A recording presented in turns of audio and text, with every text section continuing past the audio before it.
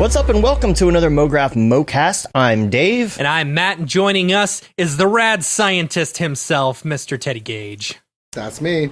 And Mograph is a supplement to our site, mograph.com, which is a motion graphics tutorial site with tutorials, plugins, podcasts, and other Mograph stuff. And on the show, we talk about everything ranging from motion graphics to Cinema 4D, After Effects, plugins, render engines, doing business, doing taxes, being a contractor, or working for the man. You can email us info@mograph.com. Let us know what you think about the show. Questions, comments, concerns, queries, grievances, and ideas. We love to hear the ideas from you and emails from you. Like the one from Kin Kwan. I hope I pronounced that correctly, which we will be talking about later on in the show after some of our other topics today. This week, I wanted to just mention a couple things. First of all, I'm finally going to take a vacation. Yay, Dave. I'm so proud of you. Oh my goodness. Yeah, but oh my goodness. Let me also point out that Dave's vacation is 5 minutes from his house. It is, but hey man, it's an RV, it's at the lake.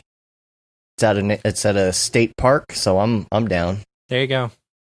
It's going to be fun, dude. I'm like super jealous right now. Get out of the apartment. That's the thing. Yeah. Get out of the apartment. Yeah. It's been way too long.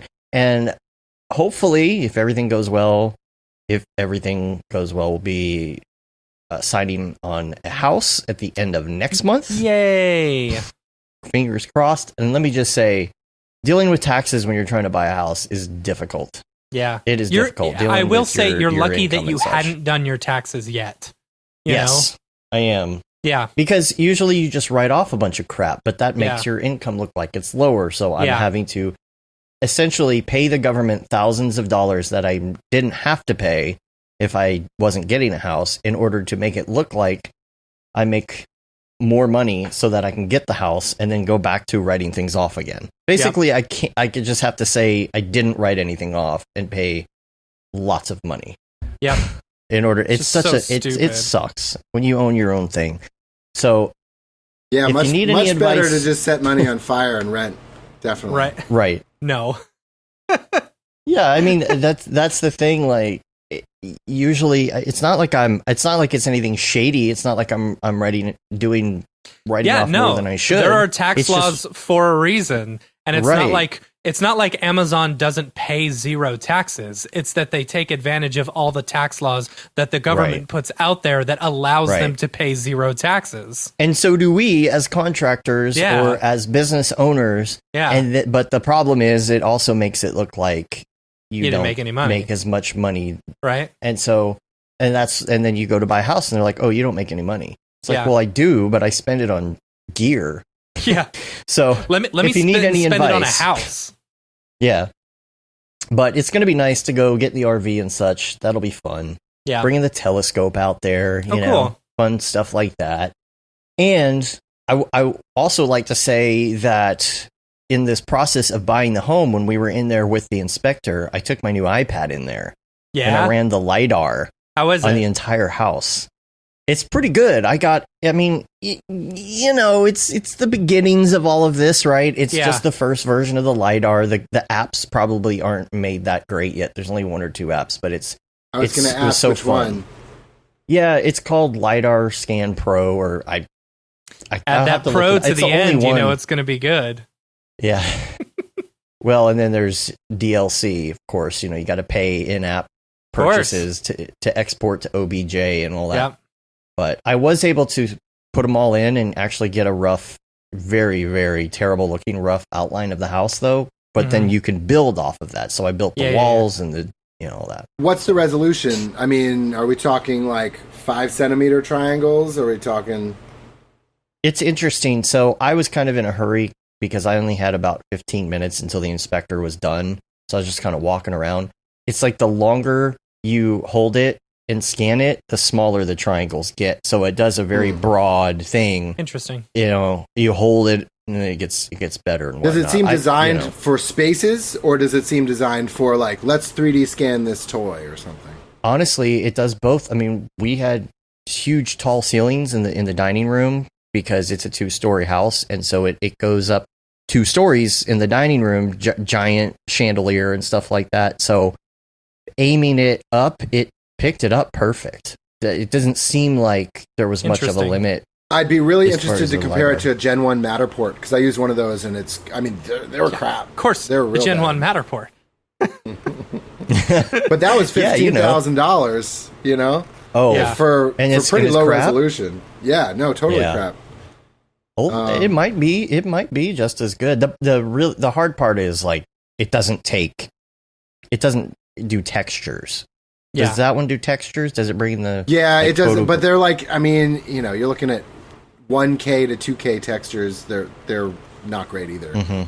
Yeah. You know, they're used mostly for real estate walkthroughs and stuff like that. So they don't have to be super, super high res. But I was shocked. We rented one for a project, and it was, you know, you got to go up many levels before you can get like a decent, like high level photogrammetry scan. At this point, you're really still better off doing photogrammetry.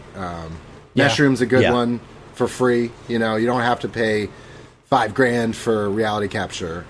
Mm-hmm. Yeah, photogrammetry is still probably the best way to go in a lot of examples, but I will say that there's no way I could have scanned the entire house with photogrammetry in 15 minutes. Yeah. That's the thing. Or maybe you can use them in conjunction with each other to get a little idea of like the layout.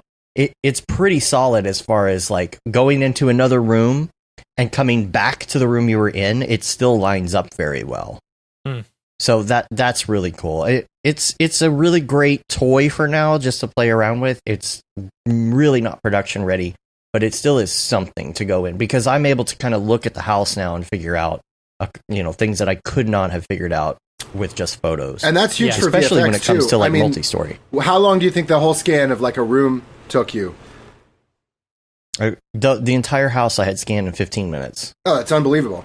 So I have the Insta360 VR2, which is an HDRI camera, like one of those balls with 6 lenses on the outside. Yeah. And that's what I've created all my HDRIs with, and that'll snap a full HDRI in 45 seconds. It's about 20 stops of dynamic range, 8K, equi-rectangular stitching, and it has built-in stitching, horizon leveling, and so between that and then getting a quick LiDAR scan of a set or something, all of a sudden that enables, that could save you 8 hours, multiple days in post. Yeah. Because then, as you said, you just use that as a guideline, but you've got all the proportions already laid out, and that's half the problem. Trying to do set extensions and stuff like that, because otherwise I have a one of those little laser measuring guys, and it shoots out 150 feet, but I've got to keep a notebook, and the setups keep changing. Like I've got to measure the height of this camera sensor to the floor, and if it's on a boom crane, I can guess, but realistically, like on camera reports, it's never right. So yeah, we used one of those for a VFX thing that we did, and it was okay. It at least gives you rough measurements, which sometimes is just fine. Yeah, but I like where this is going. That's the thing. It's not really show ready. I just like where all the technology is going. Where we will get to the point probably where there's probably going to be LiDAR just built into the cameras and just give us all the scene data and everything all in one. Yeah. Give it will show us where the camera was and all the motion. And what I data think we from it, see LiDAR. over and over again in our line of work across the board is that the software will catch up to the hardware. Where I think the resolution is going to get better, the speed is going to get better, even just with the hardware we've got with the LiDAR. I mean, I'm talking to you on an iPad Pro right now. It's that one. Because I was so excited about the possibility of it. Even if it's just like 3D scanning toys and stuff for my son. Yeah, it's fun to play around with. And I feel like they put it in the iPad first to use it as kind of a test to see if it's going to work well in the phones. I think the next phone, are they announcing that today? No, I think they're going to announce. They a phone usually do today, that in right? September. Yeah, that's September. Normally WWDC is just for like I like think they'll software. probably put a LiDAR in the next one, in the next phone. Yeah, maybe. Especially when they're going to start working on that AR stuff they're going to be doing, those AR glasses. Not going to happen. Yeah, it is. It's going to happen. No, it won't. Still, I'd also if it like happens, to... here's what I'll say. If it does happen, it's going to be very short-lived.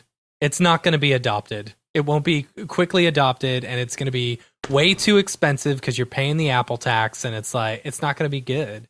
Remember Google Glass? Exactly. Yeah. It's supposed to be like Google Glass. It would have to look exactly like my glasses and not give me any sort of like problems with my sight, trying to like look at the little notifications or whatever. And where do you put a battery? Yeah, exactly.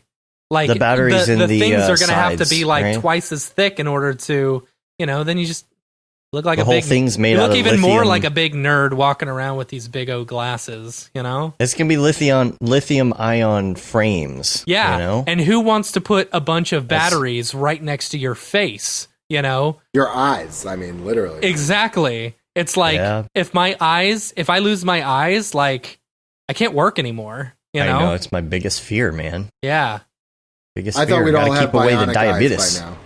What? You what? Oh, bionic eyes? I thought we'd all have bionic eyes by now. Yeah. Or contacts, at least, right? Right. Yeah. These I feel like a superhero sometimes, where because they have the pass-through mics, right? Yeah. So you can hear everything going on, but it actually enhances, like, passive conversation. So I'm walking in the subway or something, and I'll hear someone having a conversation next to me that I wouldn't be able to hear otherwise. I'm sure there's spy technology that's, like, these times 1,000. Yeah. Yeah. I'd also just quickly do want to mention, because my daughter has asked me to mention this, her YouTube channel, EmilyTube360. I'll put it in the show notes. She needs those subscribers, yo. Yeah. She needs those subscribers. And it's really funny because Jonathan Winbush posted on his Facebook yesterday as well that his kid needed to get subscribers on YouTube as well. And it's for the same reason. It's because, do you know about Gotcha Life? I don't even understand all of it, but this is huge. Like Gotcha Life, it's this thing where you can make these characters and stuff, and then you record them doing things and saying things, and then you put it onto YouTube. And so it's just huge phenomenon. Gotcha Life. There's like some Gotcha Life channels with millions of subscribers. So I'll put that in the show notes. Weird. So you can check that out. But Jonathan posted too because his kid's doing Gotcha Life videos. Yeah. I don't know, man. That's the kids. That's what the kids are doing these days. Yeah. Too old, Matt. You don't understand. I just barely got onto TikTok, and I'll say I'm loving it. I'm loving it. Told you would. Yeah. So the 3D Motion Show was last Thursday. So if you missed that, check that out. There's a bunch of great presentations, and there's going to be more presentations next month. There's going to be, obviously, SIGGRAPH was supposed to be next month. Now, this is not going to coincide with the virtual SIGGRAPH, because I think SIGGRAPH decided to do something virtual, but it's going to be later. Because originally SIGGRAPH was in August, and it was going to be a little bit early this year. Yeah, it's supposed to be in July. Yeah, it was supposed to be in July, and so I think Maxon and everything is going to be at the same time, and it's not going to be at the same time that they're doing their virtual streams in August. It's actually going to be in July, so keep an eye out for that. That's going to be a good one. I believe that's a 3-day stream. It's fun sitting in on those streams. Yeah. I get to chill here at my desk and live stream, but I don't have to be on camera. I know, which is awesome, nice, right? So, are you guys kind of coordinating the mixing and the streaming? Yeah, yeah. It's basically just like this, except I'm not on camera and I'm muted. So, so the people who are on can actually hear me yelling in their ear, but I'm not going to the stream. Yeah, is it all via Skype or is it another platform? Yeah. Wow, it's all Skype. Yeah, it's just like this. Yeah. So it's fun. I got a lot of people asking me about live streams. Just everybody coming out of the woodwork asking about live streams. So it's a lot of fun. It means you're doing something right. Work. You're doing something right. It's because Dave. I have the live background. That's why. It's because I used to be on the road doing live stuff, and so it's a lot easier for me to figure out some of these things because it's kind of second nature. Yeah. Because of my former life. Yeah. Also, we were going to talk about power supplies because we got into this battery backup conversation before the show. And I'm like, let's wait for the show. Real quick, something they announced. I don't know if you've got it in the show notes, but tomorrow, Maxon, Red Giant, Redshift, they're all running a summer sale. a summer sale, so it's 30% 30% off. It starts tomorrow, June 23rd, and goes for 3 days. So if you don't have any one of those and you're looking to pick them up, for new subs, it's for new subs. New yes. subs only. Yeah. I was a little bummed. So make sure to get in while you can, because saving that much money off of a new sub is awesome. Like, it's great. It's a great way to get inundated into the system. I was thinking probably grabbing an S22 year on top of my permanent R21, because I don't want to give that up yet. Yeah, I just started using S22 and I like it so far. I haven't played around with any of the UV tools or anything like that. But first thing, just a little helpful hint: as soon as you get you go over to a new cinema, make sure and set up your autosaves, because they're not set up automatically. Especially if you're like Matt and you never save anything ever. It's true. Ever. It's true. If you would just set up just immediately, first thing you do when you start a new project is just to save as. Yeah. Then you wouldn't have to worry about that. You would think. Saying. You would think. You would think. After Effects has conditioned me. I increment and save like every minute, probably. Yeah. Right? No. Because they were back in the day, it would corrupt your saves, So you couldn't. I had to keep like that running log of backups. And then I moved into cinema, and it was like, oh, okay, let me turn on autosave every 5 minutes, and your project file is like 2-3 gigabytes. All of a sudden, you're running out of space. Every 5 minutes, you're doing something, and then your mouse just hangs and is like, what is it doing? What is it? Oh, it's autosaving. Yeah. It's autosaving 2 gig. Yeah. But to the network storage. The nice thing, though, is that you can do, if you're doing Dropbox, you can right-click on your file and actually get the versions. So on top of increment saving, you also have those historical That's backups. True. Yeah, that saved my butt one time, because I was going through, we had a client who wanted some changes, so I went through and just saved over instead of increment saving. See, I always increment save when I do a major change. It was just this one time that normally whenever I do a new one, it's like they've said, we don't want this, so just go on with something else. I'm like, okay, well, they don't want that. I'm going to go on to something else. I didn't increment save, and then they come back a couple days later. They said, can we go back to this old version? And it's like, oh, now I got to go back and find it, And luckily, even some of the renders, like I didn't even have to re-render. I could just, get the old renders back. So, yeah. That sort of, I started my career as an editor in Premiere, and it's like, you got to save every sequence for every round of notes every time, because otherwise you're gonna can we get the intro from V7 and we want to swap the middle part with V16, and in the beginning, I was just like saving versions, and that's, you got to jump open. You couldn't even open multiple project files in Premiere until recently. So yeah, I do like that, actually, especially if you're working on like a couple things at once. You're always juggling projects. Someone hits you up. They're like, hey, can you change this thing real quick? You can open it on top of what you're doing, make the change, send it out to render, and then close your project. And your other thing stays up, because opening the projects in Premiere is half the battle, right? Yeah, right. And you open it up, and it's like sitting there, like doing some crap in the background. And who knows? Conforming all your something. cache files, Yeah. Filling up your hard drive. That's old Final Cut Pro, right? That used to be able to open up multiple projects all at once.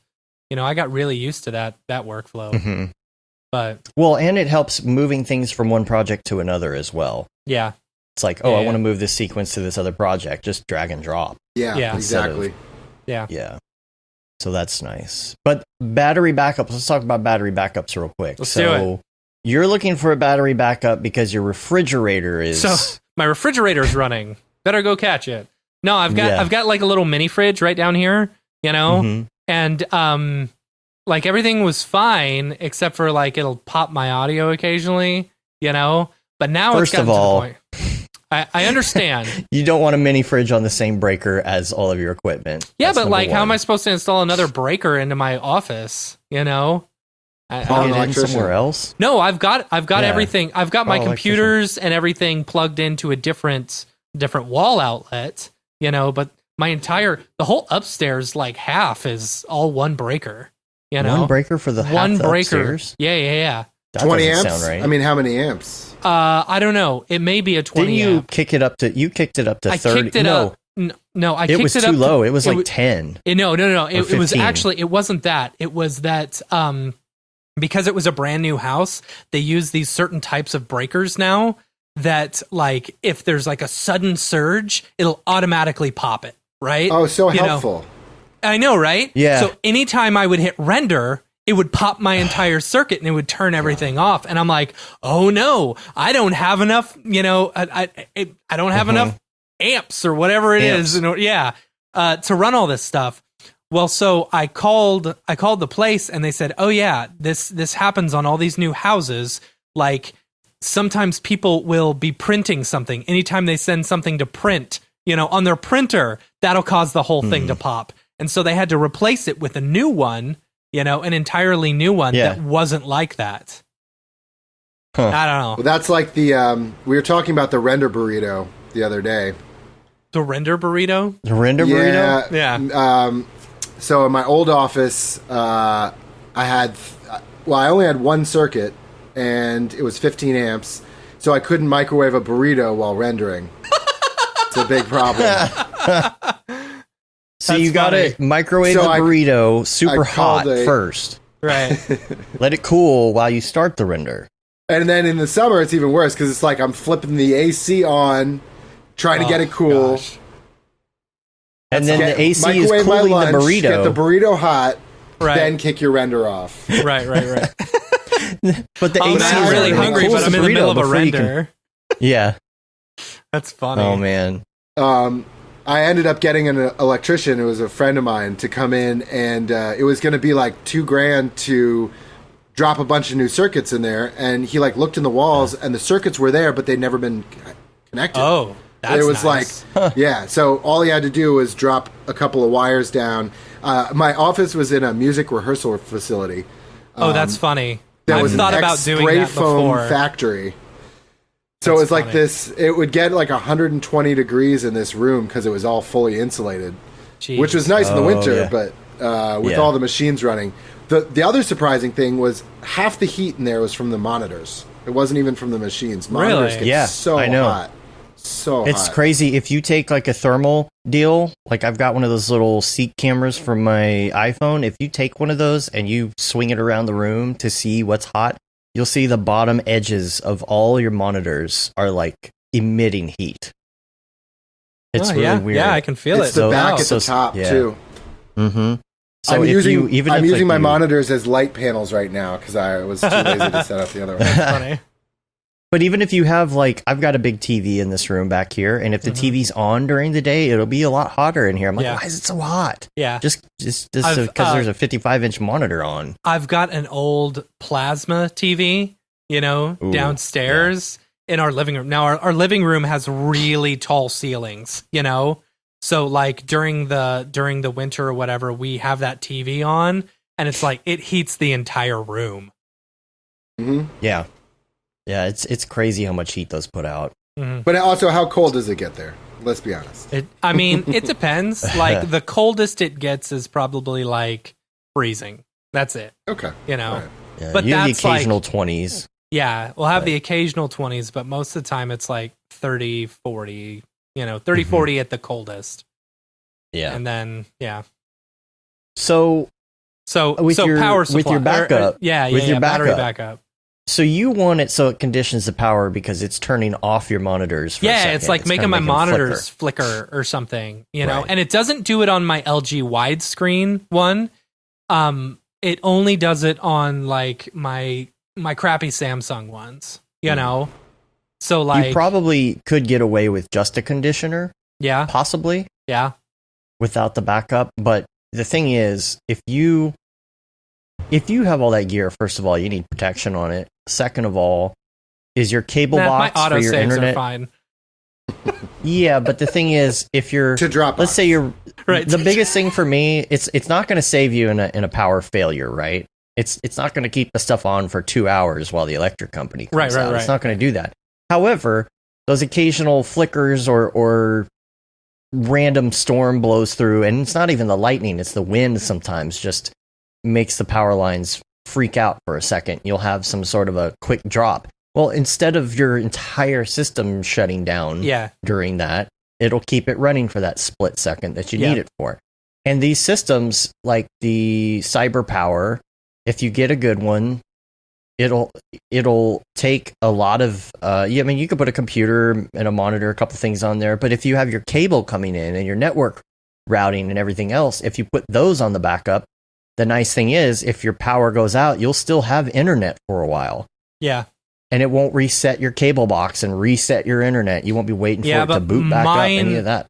My internet is set up in my garage, you know. The main. He makes his own internet. It's artisan. Yeah. Artisan internet. Yeah, it's small batch internet. Right. Microbrewed. It's you got people making it down in the basement. Right. In big tubs. The problem for me, so I did that for a while. I had 800 volt amp, I believe. Or no, they were like 800 watt, 1200 volt amp, something like that. Mm-hmm. Anyway, what you need is it has to be able to cover your maximum power draw, right? Otherwise, those batteries are going to explode. Right. Okay.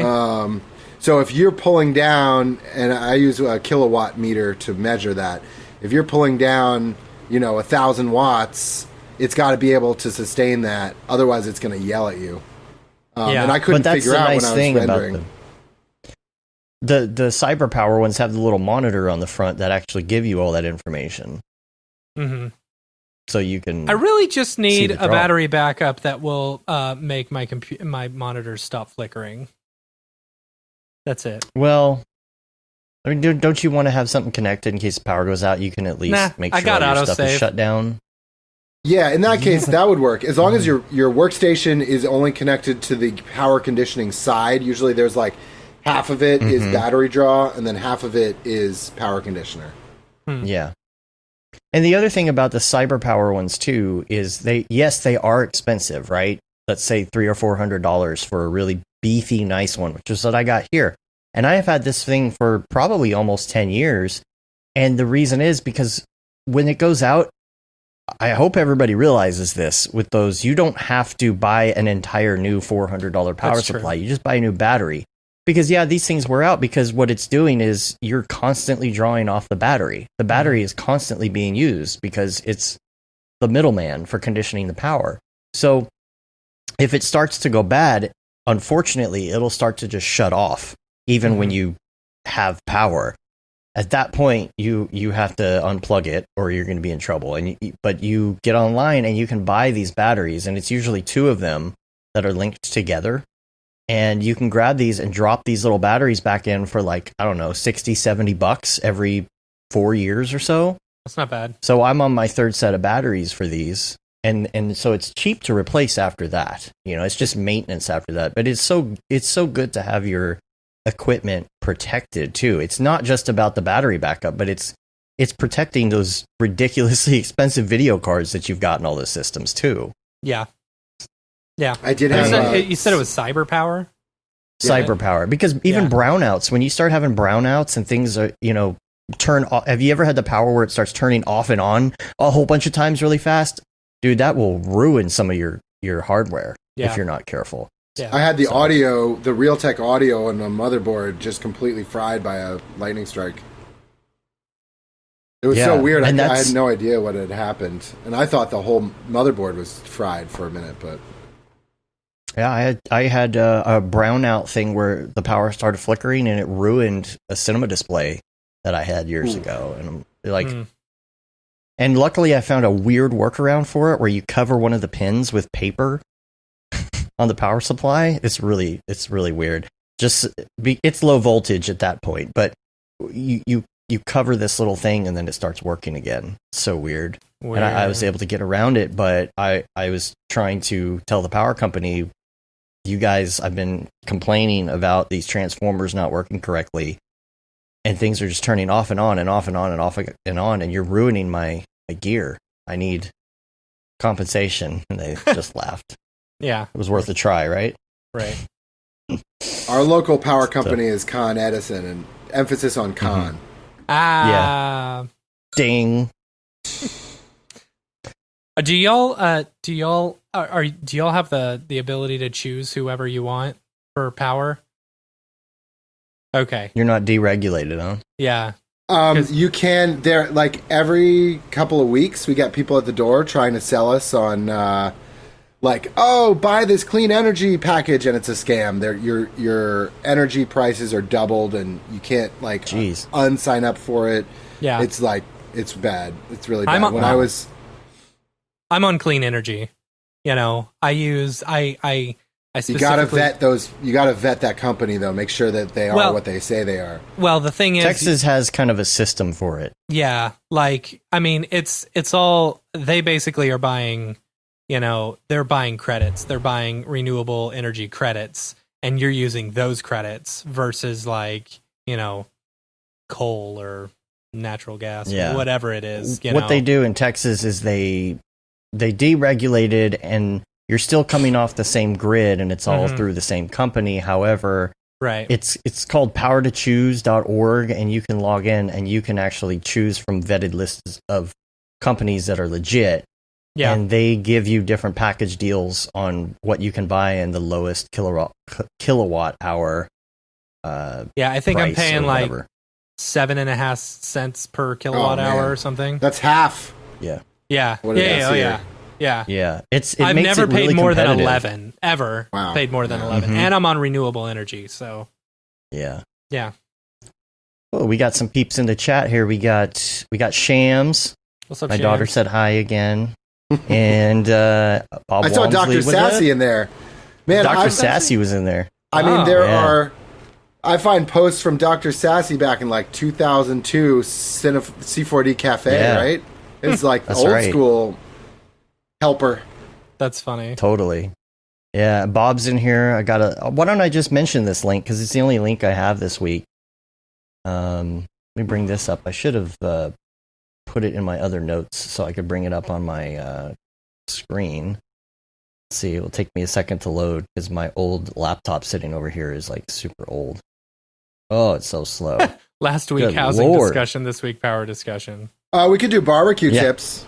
I'd be down for that. I spent Father's Day cleaning my grill, so it looks beautiful, you know. And it was overdue. I hadn't done it since I had cleaned it once since I bought it like a little over a year ago, and then I don't know, I hadn't done it since. It was overdue. It looks I'm so beautiful. ready to grill. Get my house on so I can get my grill on. I made a Beyond Burger for my kid for lunch today. I didn't tell him it wasn't like actual meat, you know? He's like, "Wow, this burger's amazing. It like melts in my mouth." I'm like, "Yeah, it's pretty good, right?" Not in your hand. Right? Okay, so I got the link. XP Flow Fields. Ooh. Did you see this preview? I don't think I did. Mm-hmm. I'll put this in the show notes. It looks super exciting. Here, I finally got it up on my other computer, so I can bring it up on the screen here. So, XP Flow Field coming soon. Check this out. Got these layer things going on now, and like you can do particles along a spline. Look at these layers. This is the functionality that I think a lot of us have been kind of talking about that we would like in X particles. It's like so much more like Mography control over what's going on. Very art directable. Very art directable. And that's one of the things that I've heard personally people complain about with X particles is really making things art directable. Yeah. And so I'm looking at this, I'm like, oh, this is fire, as Shams would say. This is fire.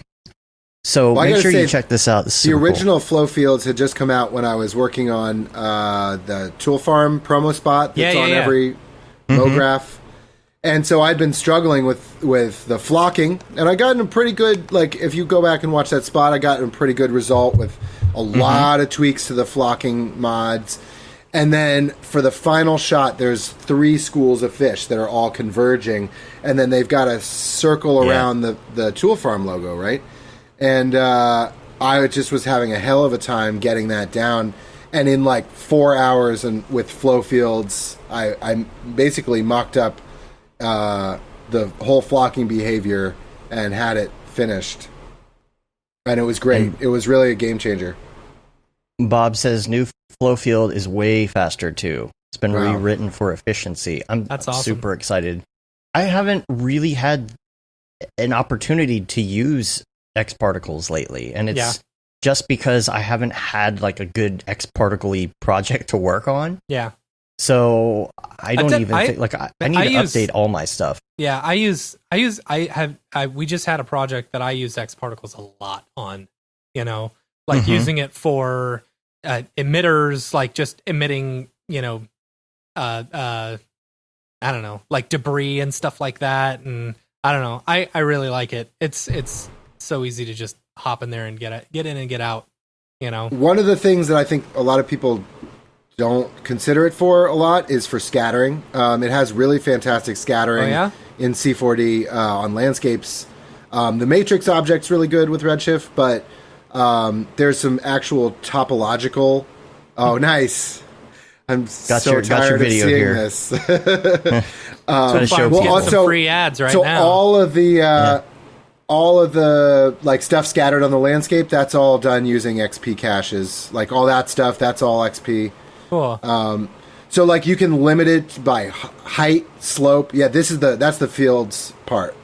So there's no attractors in between. It's just all like running along. I think it was like 4 curves dropped into the flow field and then tweaked. Nice. Dude, it was rough, man. The first time you sent like the compressing this. Remember that? About it. All those I want to remaster it now and do maybe slow it down a little bit. It was funny. We were at NAB. I think it was NAB, and like you hit me up on Slack and you're like, "Hey, I got a new version. Can you upload it now?" I'm like, sure, dude. Whatever you want. That's funny. Yeah, because it had already been playing a couple times. You're like, I got a new one. I don't think it was any better either. Yeah, I don't know. And the problem is that we recompress it after the fact, you know, and it's live streaming. There's a great YouTube video that I send to clients a lot. That's I forget who it is, but he's explaining why do videos with particles look awful, and it's a basic problem with compression when you have more than 50% of the screen moving at any one time. You lose it. Was that the one? It's just the nature of compression. Was that the one where they were talking about where they showed a lot of like confetti, snow? Yeah, that was such a good That's a great video. Can you pull that up? Or I don't even know where it is. If someone can shoot me a link, I'll definitely bring it up. I'll see if I can find I know which one you're talking about. The compression. Because clients don't understand. They're like, we need this video that's 4K. Where I want it 15 megabytes and it's 2 minutes long. I'm like, just. No, I mean, it's going to look like garbage. Why snow and confetti ruin YouTube video quality? Yeah. Is that it? Yeah, I remember this. Shoot me that in the dingus, and I'll bring it up. All right, there you go. It's in the dingus. In the dingus. Hopefully we don't get so I now find the tool farm thing was really eye-opening in terms of testing your compression from the beginning. To look at your particle speed is a really big one.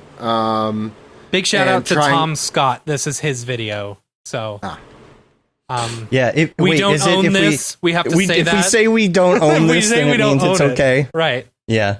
But yeah, I mean, look, and I'm sure it looks even worse, you know, on the compression of people watching it, you know, because they're showing it. Anyway. Right. Yeah. You know that compression that's like double compression?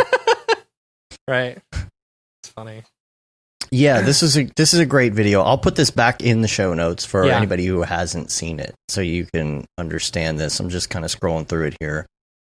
So funny. I saw somebody on Facebook yesterday. They posted like a TikTok. They're like, "I don't own this audio. It's for entertainment purposes only." It's like, isn't all audio basically for entertainment purposes? What are you talking about? Yeah. So dumb. It doesn't fix anything. It doesn't mean you can use it. That's not how it works. That's not how any of this works.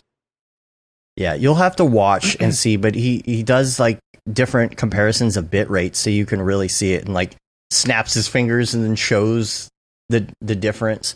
So I'll put that in the show notes. There is an interesting trick that I learned that I went back and forth with a friend of mine, and at first I didn't believe it, and then it made sense. He said, even if you have a 1080p video, upscale it to 4K and then post it on YouTube, and you're going to get better results from the compression. Interesting. And the reason that happens is because there's different tiers of compression on YouTube. So 1080 is capped at, say, I don't know, 15 megabits or something like that. But 4K gives you a 50 megabit limit.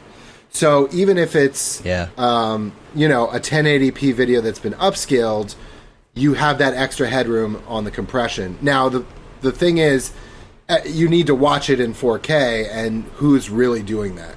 Most people are still just looking at 1080p on the phone. So yeah.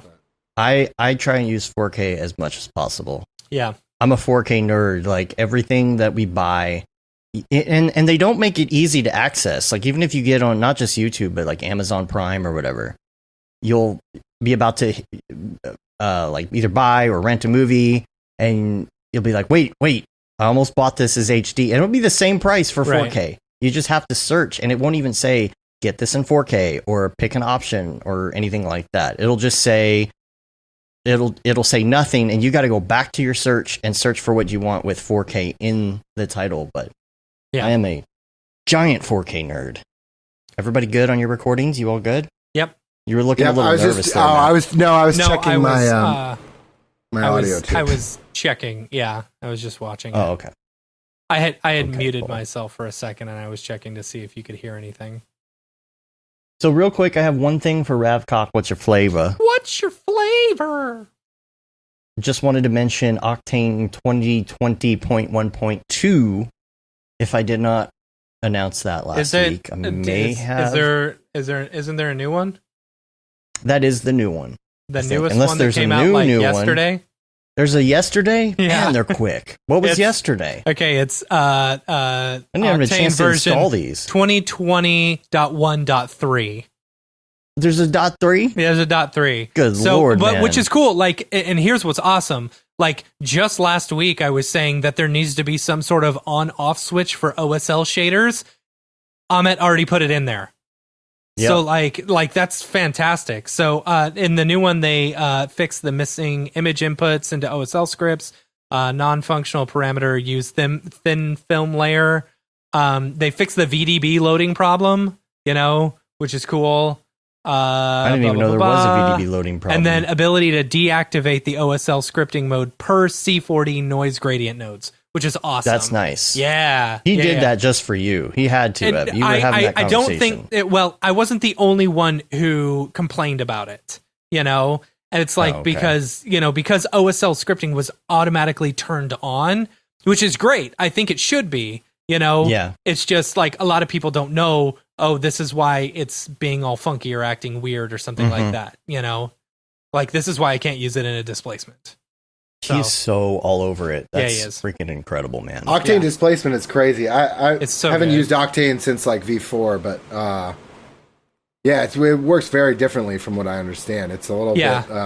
And what sucks is once you get used to it, it's like it's so hard to use any other render engine if you're using displacement because it just doesn't. Redshift is its own ball of wax. Yeah. So. Anyway. So, Teddy, let's talk about you a little bit. Let's talk about your background. How did you get into all of this, man? You're into everything. You're into all the things. Yeah. If there is a plugin, if a plugin exists, Teddy owns it. It's true. I'm like, my hobby is my job, and my job is my hobby. It's my jobby. It's a jobby. Yeah. Jobby hobby. You guys know.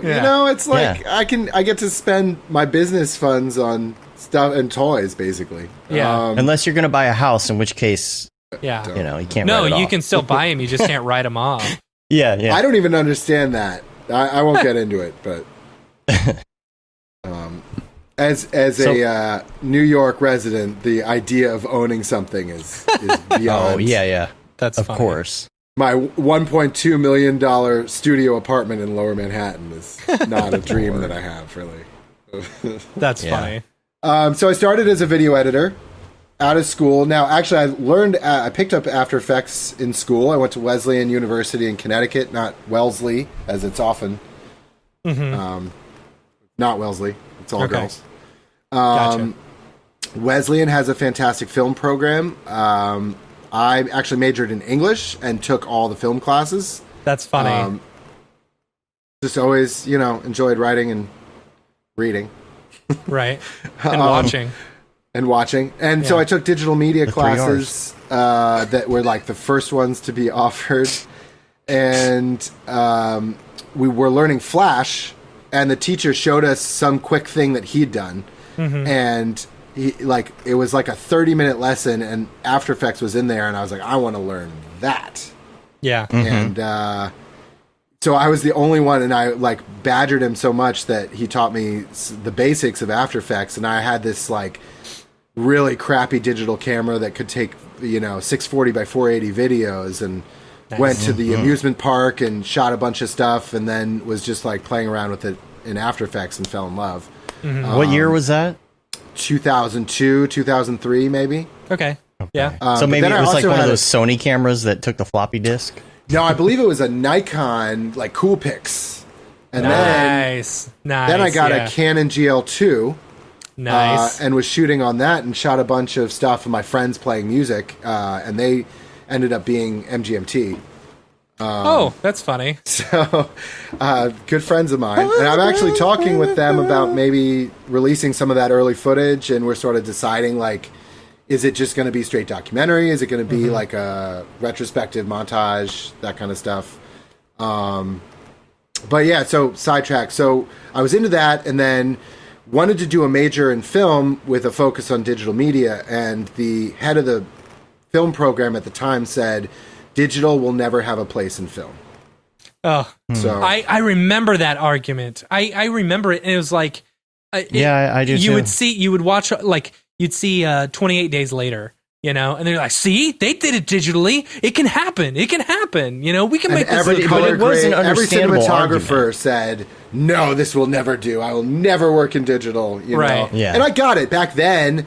I mean, with 8-bit 420 encoding. Yeah. Yeah, it looked terrible. Yeah. Yeah.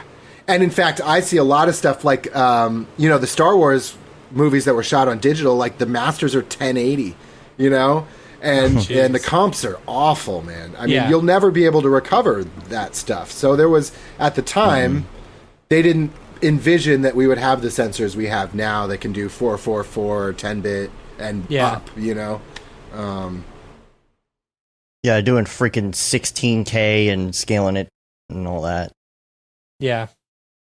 So from there, I moved right to Brooklyn, sight unseen. I lived for 8 years with 8 roommates. My gosh. I always get that reaction. 8 roommates? 2 bathrooms, 2 kitchens, but 3 bathrooms, but 1 didn't work. It was always broken. The second kitchen was the size of my backyard, which is 100 square feet, so it wasn't really a kitchen. And then that was where dirty dishes went to die. That's so funny. One time I opened up a cabinet and it was out of a cartoon, probably 1,000 moths just swarmed out of it in a big, beautiful particle cloud. Because someone had left a open bag of flour up there or something. You could have had your own reality show going in that place. Oh man, I wish. All right, was wait. everyone so Teddy Gage plus 8 in bunk beds? No. There were a fair amount of. It was a Brooklyn brownstone, but it was blue aluminum siding. So, but no, there was a. If you Google Juan's Basement, was a show he did for Pitchfork. Oh man, that was our basement, and we had a bunch of bands come in and play down there because he had started out as an intern for this this. It was before Pitchfork, called Plum TV, and it was public access for the Hamptons. So they would get real bands and stuff, and then from there he went into Pitchfork. But we had M83 and. Who else? Yacht Club. Yeah, there it is. Oh my god. I mean, Passion Pit played there. That was probably my favorite. The Passion Walkman. Pit. Cool. That's him. That's Juan. This is our kitchen. Oh my God. I haven't seen this. Dude, this is blowing my mind right now. You haven't seen this? No, oh man. I mean, I didn't watch every show because we recorded like probably 20 of these. So this was the downstairs kitchen in here. I mean, it was only like 6 maybe, and 6, one of them was a $400 a month. I mean, literally a closet. Jeez. It was unbelievable. And it had a window, so it was technically a bedroom, but yeah, so when we moved in, we had, it was all like friends from high school and college and stuff, and then slowly people start to filter out, and then I basically became a glorified house manager collecting rent every month, and I said, no, I'm not doing that anymore. That's funny. On top of the like, do your dishes, clean the bathroom. I don't want to be that guy. Yeah. You know? Yeah, you're the RA. I was that guy because it was disgusting, but I did not. It's not fun. That's funny. So this was on like a local channel or whatever. Because I had a buddy who lived in Gowanus. You know, that's it. That's where I live. Gowanus. Oh, okay. That's where I am right now. He had a show called Gowanus Tonight. It was very weird. Oh, it was very weird, and it was local on the. Like, that's funny. This guy, we're friends on Facebook. We've never actually met in person, you know, kind of like me and you, Teddy, you know, but like, we've never met in person, but his Facebook posts are the weirdest things I've ever heard in my life.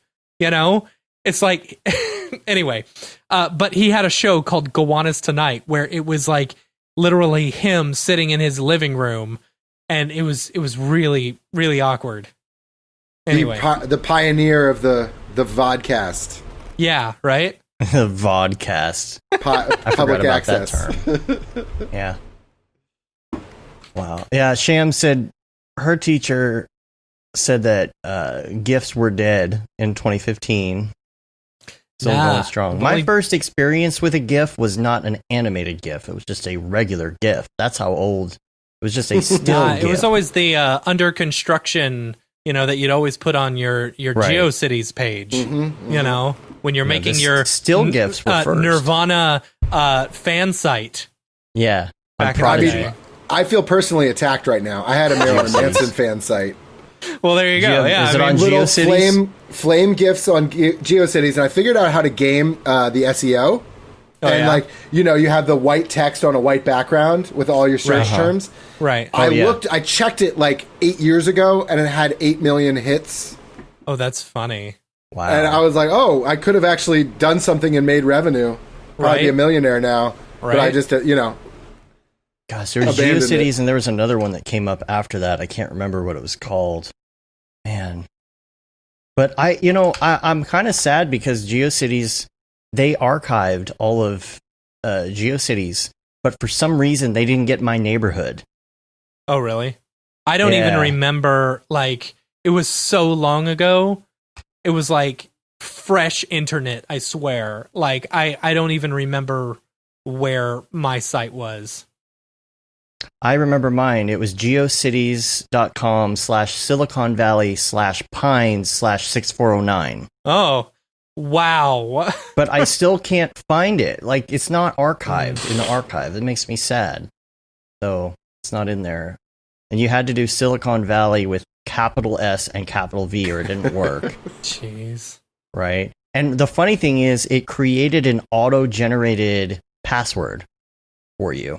And that password became my password for like everything for a really long time. That's funny. And then after that, it became like variations of that and variations of that with weird numbers and characters. Yeah.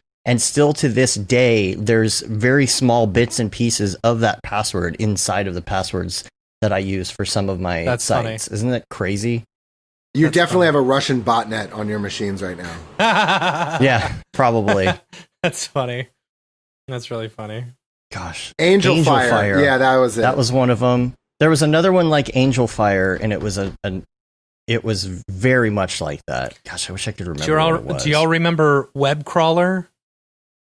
Yeah, you had Web Crawler, Lycos. Yeah. Alta Vista. I was a big Alta Vista user. See, I was all about Web Crawler up until Google came out. Yeah. Well, I tried Ask Jeeves for a while, yeah. Yahoo. That didn't work. I was a big like Yahoo Communities user. The Yahoo Finance was good.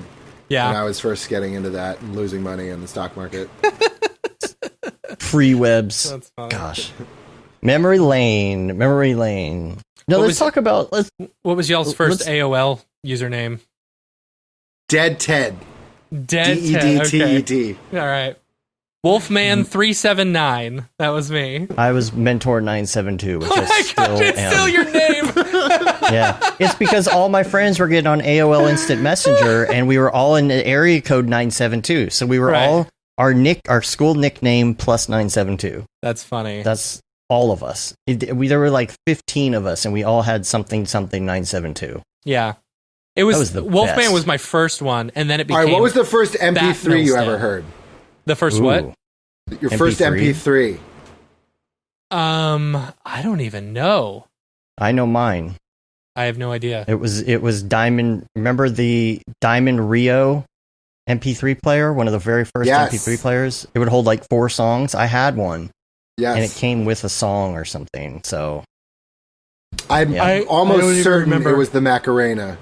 My friend had it on his laptop, and I was like, oh, wow. You're playing music without a CD-ROM? Holy crap. Yeah, and then I had, they had like, between Discman and like the Rios, you could burn MP3s onto a CD, so it could hold like 10 or 15 albums, because you're talking about 700 megabytes. Right. And then it would load that into like, I guess, RAM. And so it had no shock skipping, you know? right. Yeah. So you could go like ride your bike and your music wouldn't skip, and you'd have 10 albums on a CD. Yeah. Yeah. Yeah. I don't. The MP3 CD player was a revolution. Yeah. I don't remember what my first one was. I just remember being completely amazed at the fact that we were in class and someone was downloading music through our T1 connection at school. You know? LimeWire. Yeah, no, it was LimeWire. Napster at the time. Napster. You know? Napster. Yeah. And then it was Kazaa. Yeah. Napster, LimeWire, Kazaa. How did we get down this I don't crazy? remember. We're all so old. Oh, man. I'm only 37. I'm not that old. Actually, that's 37? 82 or 83? 82, but at the end of 82. All right, 82. Yeah. Matt, I didn't know. I'm about to be 40, and I'm so depressed because I'm going to be in quarantine on my 40th birthday doing nothing. We were in quarantine likely. for Amy's 40th birthday too. Yeah. Yeah. It Sucks. Share Bear. Remember Share Bear? I don't remember Share Bear. No. Yeah. Oh, man. Hey, member Share Bear? Member Boomers. Yeah. I love that. And Like, that's Napster. funny because we're all millennials and you're calling us boomers. We're like the first or second year of millennials, and y'all calling us boomers. We're Xennials. I'm We're technically not a millennial. No, we are millennials. We are millennials. You are. I am not. No. What year were you born? 80? 80. Yeah, that's the very first year of millennials. There's a sliver between like 79 and 82 that's not considered millennial. Somewhere in there. Downloading your favorite song, then it turns out it was just another Linkin Park song. Yeah. I always used to think, because of Napster and the way people labeled things, my friends and I always thought Daft Punk was called New Daft Punk. Because somebody had labeled the artist the New Daft Punk, like the new album. That's and funny. so we thought, it's New Daft Punk. Yeah. That's funny. Yeah. My friend would download everything he could. I'm talking like anything he could ever think of in music, right? Uh-huh. And so we had a stack about yay high. It was, you could get the giant 100 packs of DVDs or CD data discs, right? We had an entire 100 pack just like that. There you go, dude. I still have some of those sitting in storage. I haven't looked at this since like 8 years ago.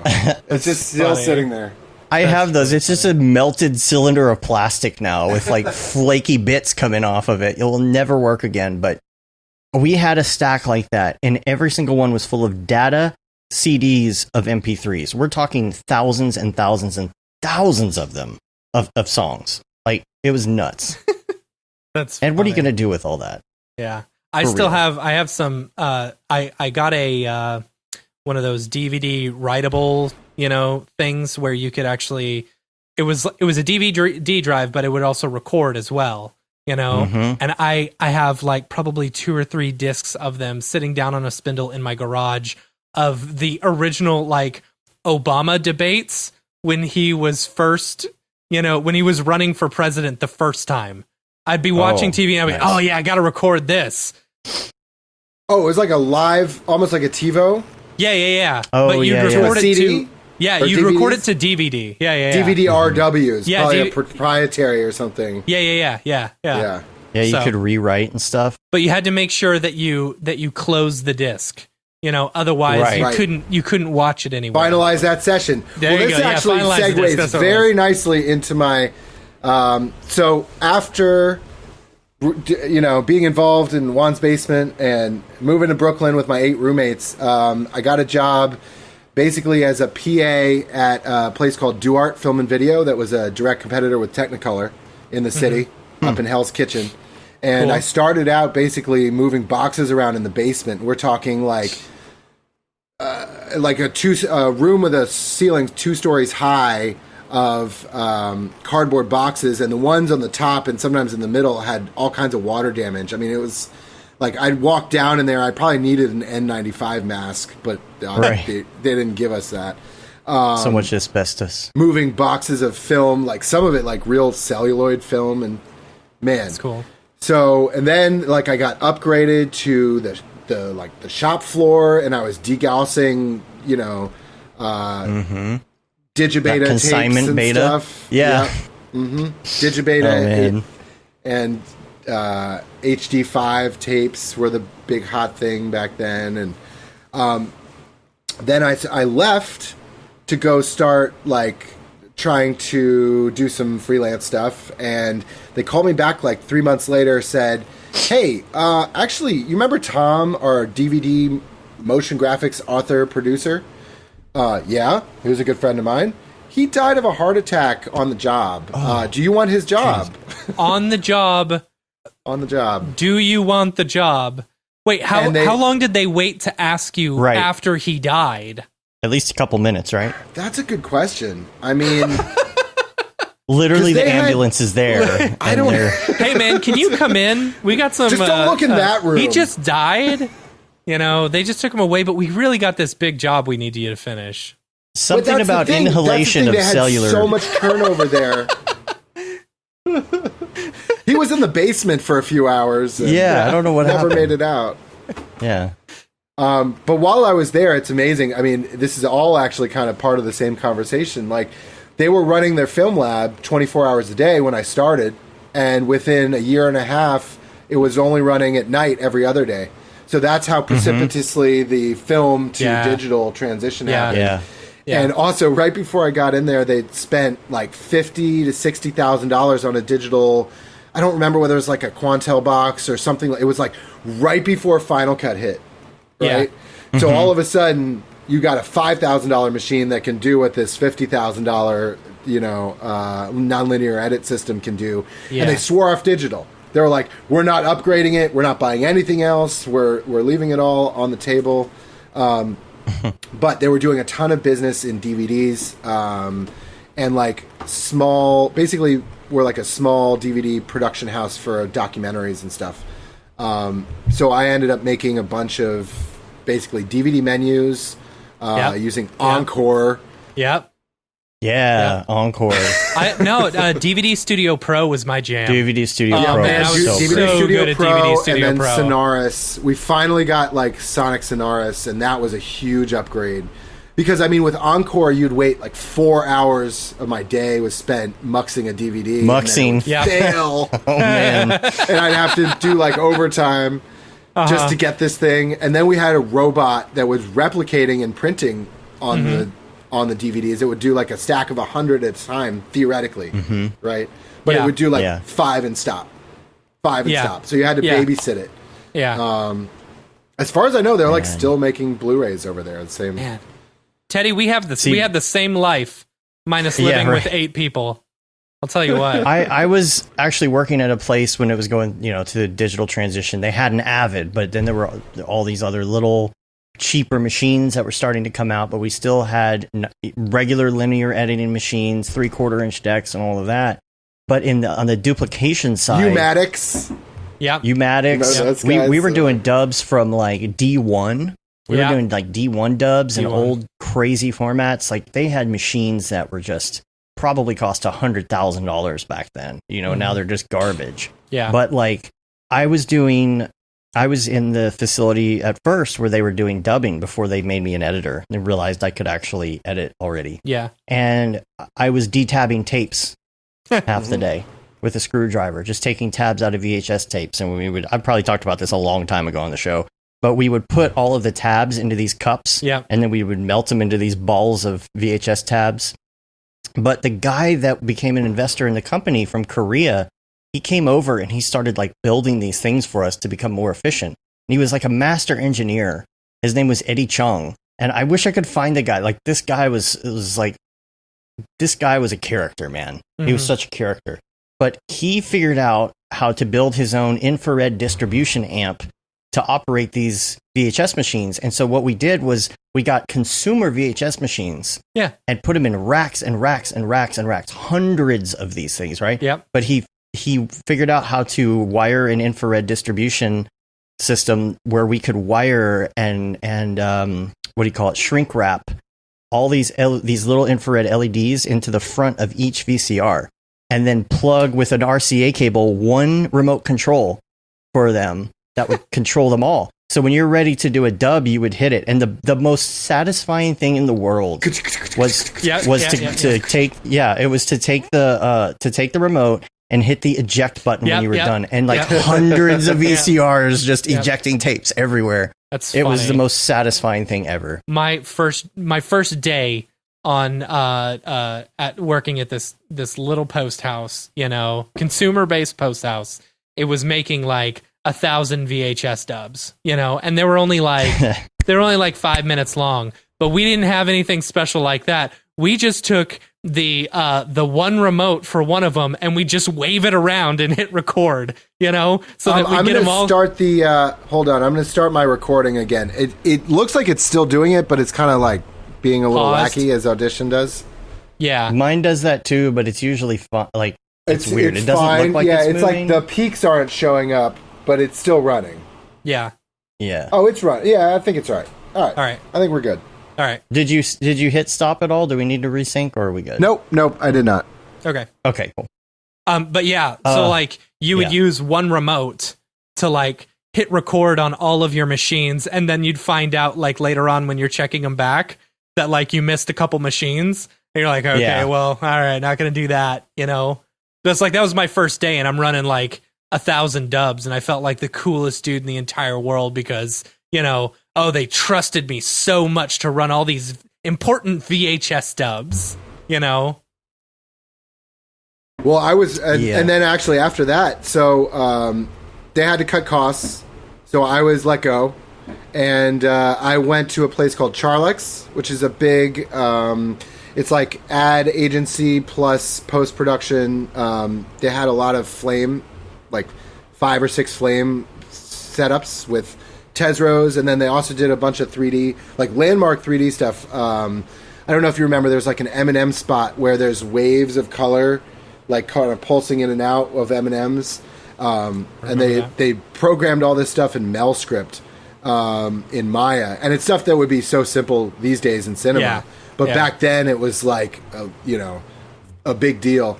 But I worked in the tape room there, and so during the Super Bowl rush, all of a sudden, and we'd do, I'd have to make 5 DVDs, 6 VHS, 7 digibetas, and they all have their own, like, well, this client needs this slate, and you guys know all that stuff. Yep. Anyway, so I screwed up like one producer's DVD, and she threw it at my head, and I walked out the next day and said, I'm going freelance.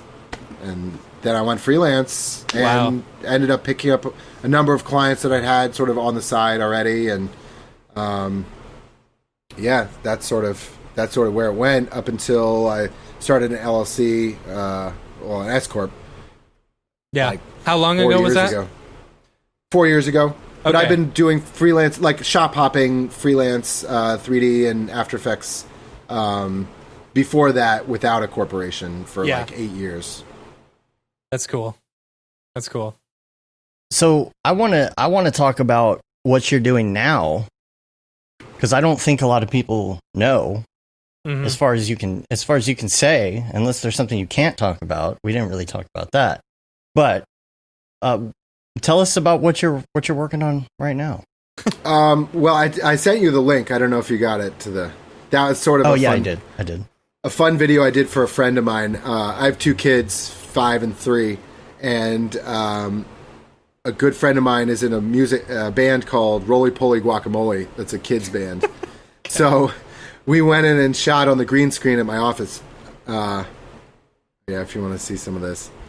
There you go. This was a test of a new camera body and the Redshift render farm that I set up with Deadline. So all the 3D stuff in this whole piece was rendered in like 3 hours. Wow. And in fact, it took longer to render the export from After Effects. Of course. That's a nice avocado. 4K outputs and 3. You'll see there's 3 keys pulled with Primat. The avocados here are actually all particular. Oh, okay. Wow, really? Yeah, right? That's funny. So it's just the one avocado spinning, and then I use particular to replicate them. Rad. And that's a cloner. So that was all rendered in camera. Right.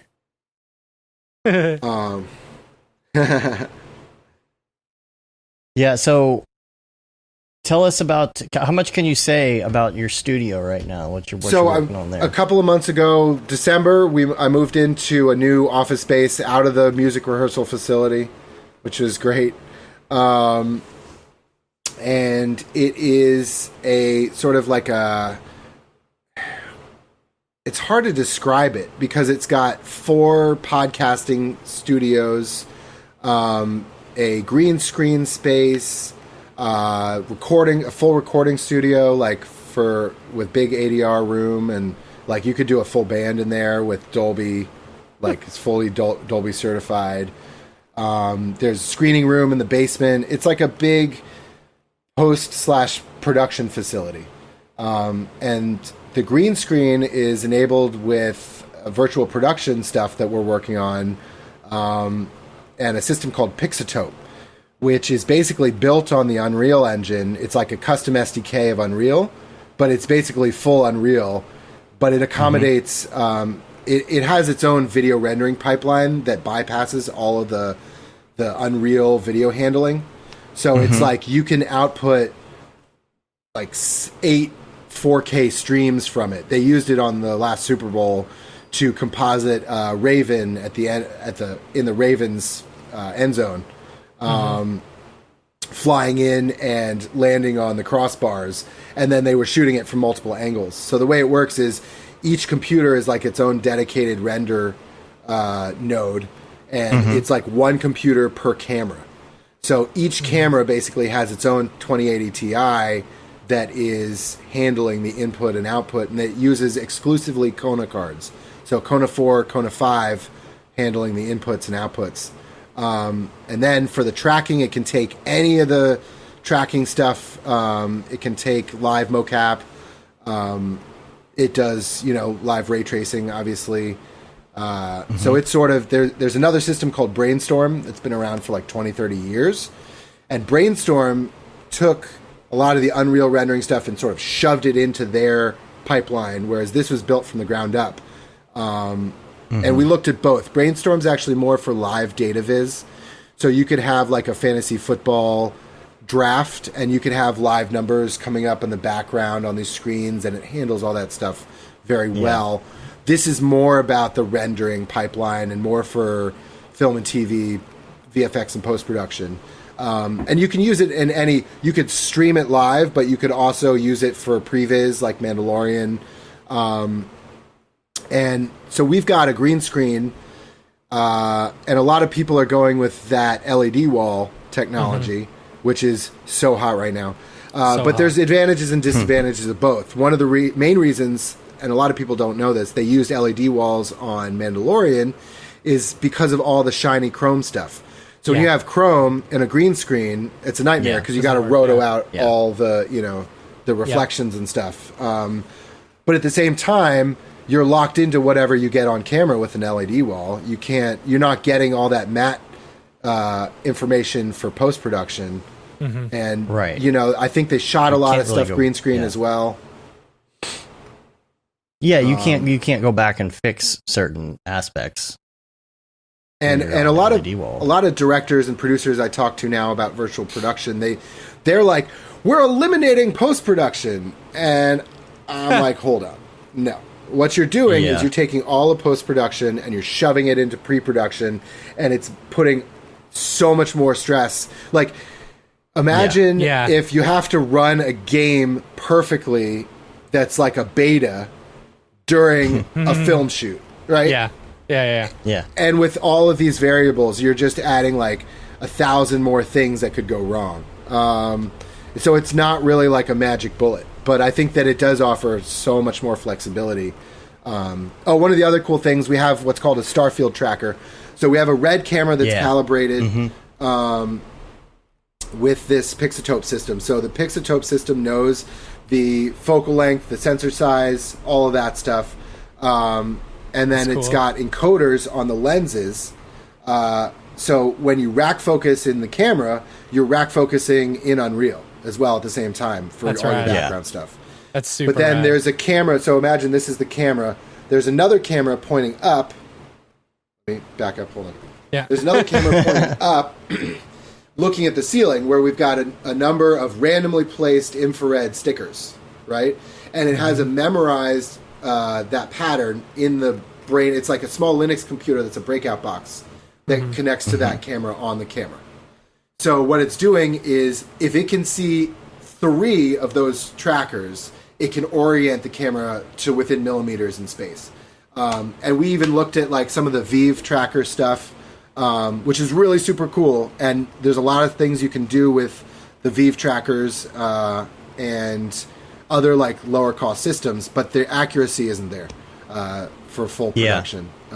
I saw Matt Workman is trying to take some of those trackers now to put on different parts of your body to do character mocap. Yeah. Which apparently is going to be a lot better. Check out. Hold on, I'm going to send you a link. My buddy Pascal, who I had a meeting with, who's doing some There's always a Pascal. There's always a Pascal. And what's the other one? What's the other name you always get? Starts with an F, I think. Or not like Fernando. It's Pascal de Silva. Oh yeah, I recognize that name. Mm-hmm. So I'm gonna say, this is a perfect tweet. One sec. He runs a place called Thinko Studios, also in New York. Super nice guy. And we want to find, because we could integrate this, like we could do what we're doing right now and have CG characters sitting and talking to us, or all of a sudden all of our backgrounds are replaced and we're all sitting together, and there's just so much potential. We looked into something like that similar with using VR chat. I just sent that to you, Dave. We were hanging out with Ron, one of the creators of VR chat, and he was showing us around, and they have done some amazing stuff in there to where like mouth movements will move along using the audio and stuff. It's pretty insane. And they had built a few of the virtual like podcasting sets and stuff, and we're like, oh, this could be fun. Doing a podcast in VR. But it was using actual audio to get to make the sounds rather than tracking people's faces like this one does. Sort of like character animator? Yeah. Yeah, I think so. Yeah. So what's cool about this, and we talked about his process a little bit, he can do live streaming, but what a lot of these end up being is they'll capture a performance, and then they're all really talented Maya animators. They will smooth and tweak all of that stuff in post. Right. So you see he's got that glove. Yeah. I've seen some stuff similar. What's the show? Now, see, I did this a long time ago using an iPhone. I'm just saying. And grip tools, right? You can get there with grip tools and C4D. Yeah. A lot of people haven't heard of grip tools. You can do some awesome stuff with that. Yeah. I love grip tools, man. I the other day I was looking at buying the new version, but I think that is it on halt, right? Is it on pause right now for the new version of Cinema? I don't know if there's a new version out. That's the problem. To go with S22 or even 21 at this point. There was something. But, yeah, I'll put this in the show notes. Show on Netflix. So you see, they're doing face capture, and like they actually have mesh capture on that, and they're transferring that. Oh yeah, I did to the with the rig. Didn't you do that? I did. Didn't you do that, Matt? I did something similar to that. Yeah, I used the Cinema 4D facial tracker, and then I transferred my facial tracking over to like a Thanos model head that I had rigged, and was able to use oh man, I don't even remember what your face capture. Yeah, I used my what is face that thing capture. Called? It was there's that weird thing that nobody is it really CVAR? knows about. No, well, I use CVAR, but let me see if it's I that can point transfer thing that you can do in Cinema. Yeah, I don't let me remember the see. name of it now. I don't know. I'm looking at my old thing now. I posted on my Instagram, but I was using what was it called? What was it called? Like I know what you're points, talking about. It really helped. Yeah, it was like I would grab a few points and then like, attach them to the rig to where I'd get the eyebrows moving correctly and stuff. And it's like a little known thing that people don't know about. Like a mush or something. I don't remember. Delta mush? It's not Delta mush. No. It's something different. I don't remember. Yeah. Dang. Yeah. Anyway. I know what you're talking about though. Yeah. If you asked me to recreate it, I couldn't do it because I wouldn't remember what it was called.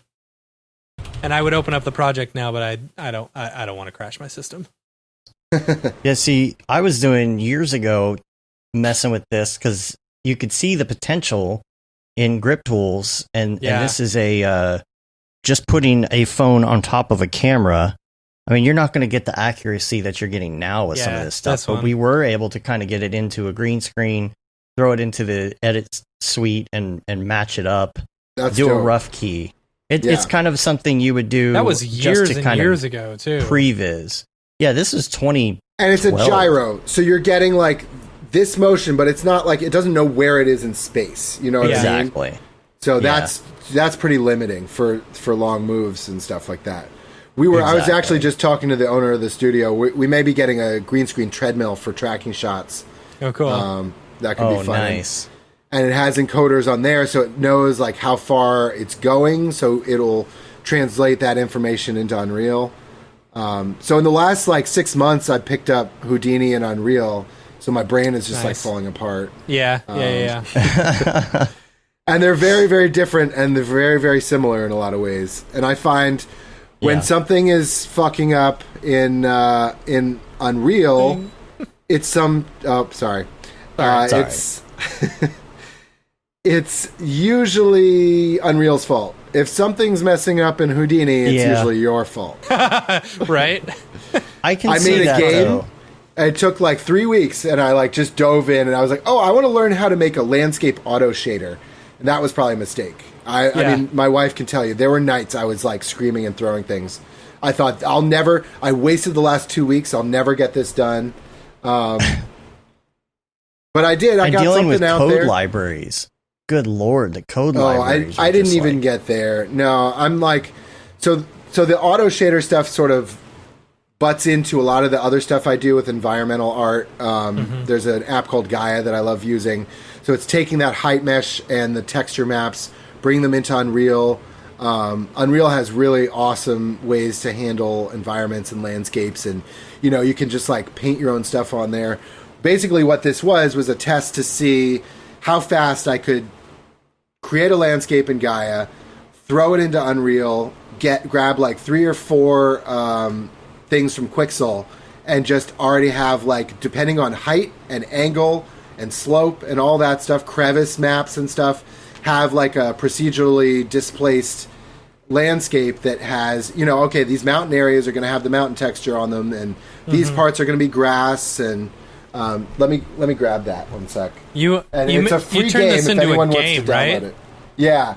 I downloaded it, but of course I couldn't get it to work. It really only runs on a 2080 Ti. Like I devved it on a 2080 Ti, and everything else it gets 9 frames per second. So that's funny. But that's the problem that I get with the code library stuff is sometimes I can't even get just a simple basic Unreal blank canvas to work, because it's like, oh, you need this library and you have to open virtual D something or other and open this thing and then do this code, and it's like I'm already lost, and it's the beginning.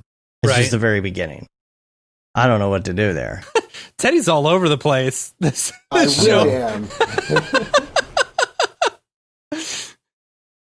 You definitely are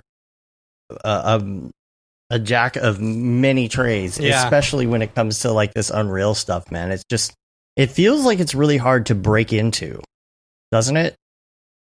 This whole Unreal thing, you see people trying to break into it. So I don't know. I mean, I can't speak. All I can say LED is thing. I have done. Oh, okay. I wish you can click through the pictures on it.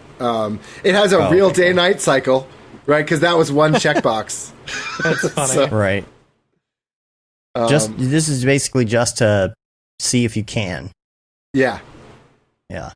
This is pretty. And cool. also, it was like the beginning of quarantine, and I was going so crazy not going outside. I thought I want to throw this on VR and just walk around and see some grass, right. Messing with my head. And then, of course, my stress levels went like a million times worse because of this. Locked myself in the basement. I actually gave myself a migraine. I've never had a migraine before, and I swear to God, I think the project gave me a migraine. Oh, migraines! I get migraines at least once every couple weeks. Yeah. And I would say it's not so bad to get some of the basic stuff figured out. Now, there's almost zero game logic in there. It's just the base, third person template. The little and I can basic see how, character. Yeah, exactly. Yeah. What did you say in the description? There was like a really funny thing in the description. It said like don't sue me or something if the thing locks up or something. I don't remember. I found my video. So this wasn't even on our old site. This is actually on my Facebook. And so I had this glove with the phone attached to it. It's so bad. Grip tools. But it works. Check this out. Now this had like automatic mouth opening based on level, but I mean I had this moving duck working.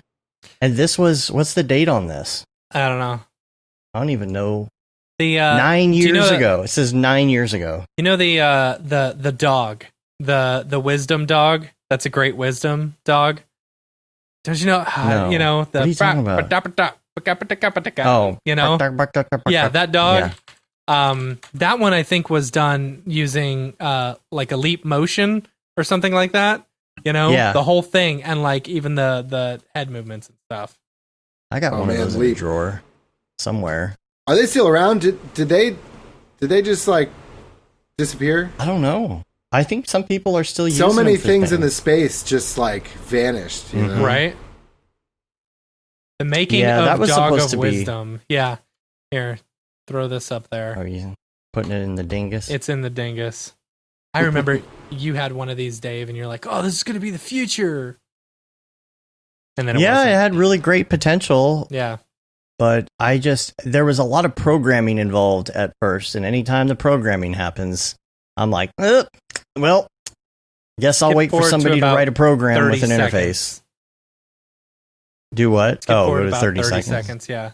Oh, okay. It shows like how it's working and how he's using it. It's funny, but every time you try, like I feel like I jump into some kind of programming. After Effects expressions was the first, and now I'm like building stuff in Vex without really thinking about it, and that's super satisfying. Yeah, because I feel like I tried and failed so many times first. And Vex is tough. Yeah. So many people are like, I don't understand Vex. How does Vex work? Well, it's interesting. I feel like it's very close. If you're if you know After Effects expressions fairly well, there's overlap in terms of the theory. Yeah, you know? yeah. Right. Yeah. I mean, it's all programming. Like it's just programming. If you understand basic programming, then you can program in any language, right? Yeah, Tokyo Megs showed up. He's like, Vex is the best. Mm-hmm. Yeah, Joy of Vex. Everybody says Joy of Vex. It's a little dry, but Houdini JavaScript. Yeah, the Joy of Vex. Even Mark talks about that in the course in Stop Being Afraid of Houdini. He talks about Joy of Vex because he only just dips a toe into Vex at the end of the course, and he actually puts some great resources out there that you can check out. That's one of them. Lots of people talk about but that. I think that's a good testament to Houdini. It's like they're so flexible. It's a switchblade of 3D, and a lot of people are intimidated, like, I don't want to learn Houdini because it's complicated. But it's like, well, if you need to get in and make a cloud, learn that. You don't need to know much. There's 15 minutes. Easy. Follow along. You can. Their cloud tools are so good. There's nothing else like it. And there's a lot of little stuff like that can sort of break the ice for you, I feel. And that's how I started, because I needed something that I couldn't get done in cinema. I was like, all right, I'll open this up, I'll figure it out, and then I was hooked. Yeah. Those are the kind of tools that I would love to see in cinema. I would love to see stuff like the shelf tools, like cloud creators and things like that. I mean, it's so close anyway. They've already got most of the components. That'd be awesome. Mm-hmm. Yeah. But I don't feel like, because people are like, if I learn Houdini, I have to learn all of Houdini. Yeah. But that's not the case. Right. It's just an app. Right. The basics of like navigation and stuff are pretty standard between all apps. If you have 10 years in cinema, you're not going to be lost. It's not like I got to start at year 0 again. You know the basics of 3D. I learned 3D doing like After Effects. And I was doing all those like the multiplane stuff that clients were asking for in 2005 through 8. And navigating that, it was almost like I got better at it because it's such shit that you have to kind of push through. Like, it's so bad. And all of a sudden, I was like, jumped into cinema. I thought, oh my God, this is so easy. I can see my whole 3D world and viewport. Like trying to even do any of that 2.5D stuff and navigate a camera or move a camera around in After Effects, and then you're like, where did the camera go? And you can't find it. And oh my God. I do wish, and it hasn't changed. After Effects' like 3D system was more like an actual 3D system. It would make it so much easier to work with.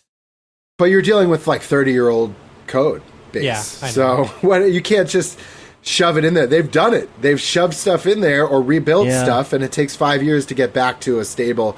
I mean, I do see in some ways, and people are going to yell at me, After Effects is like the Houdini of 2D. The reason it hasn't been replaced is because it does so much, but it's like that's a double-edged sword. I could see that. And it's actually amazing that it's so extendable. The After Effects team actually isn't that big. So do I want them working on replacing all the scripts and plugins that I use on a daily basis? I mean, if you put every single developer from all those plugins in one room, it would be a mess. You'd never get anything done. So in some ways, because it's so modular, it's like, well, I don't need all the character animation stuff because that's not what I do, but I'm glad it's there for people that need it. So if it was all in there at the same time, it would be like Resolve, and I love Resolve, but at the same time, I mean, you don't need it all there at the same time because it's going to slow you down in some ways. That's a good way of thinking about it. When Fusion got I'm still on the Adobe After Effects hate train, but I'll hate them a little bit less. Yeah. The thing is, if they're going to do a redesign, they should start now, so that in 10 years we might have something. That's funny.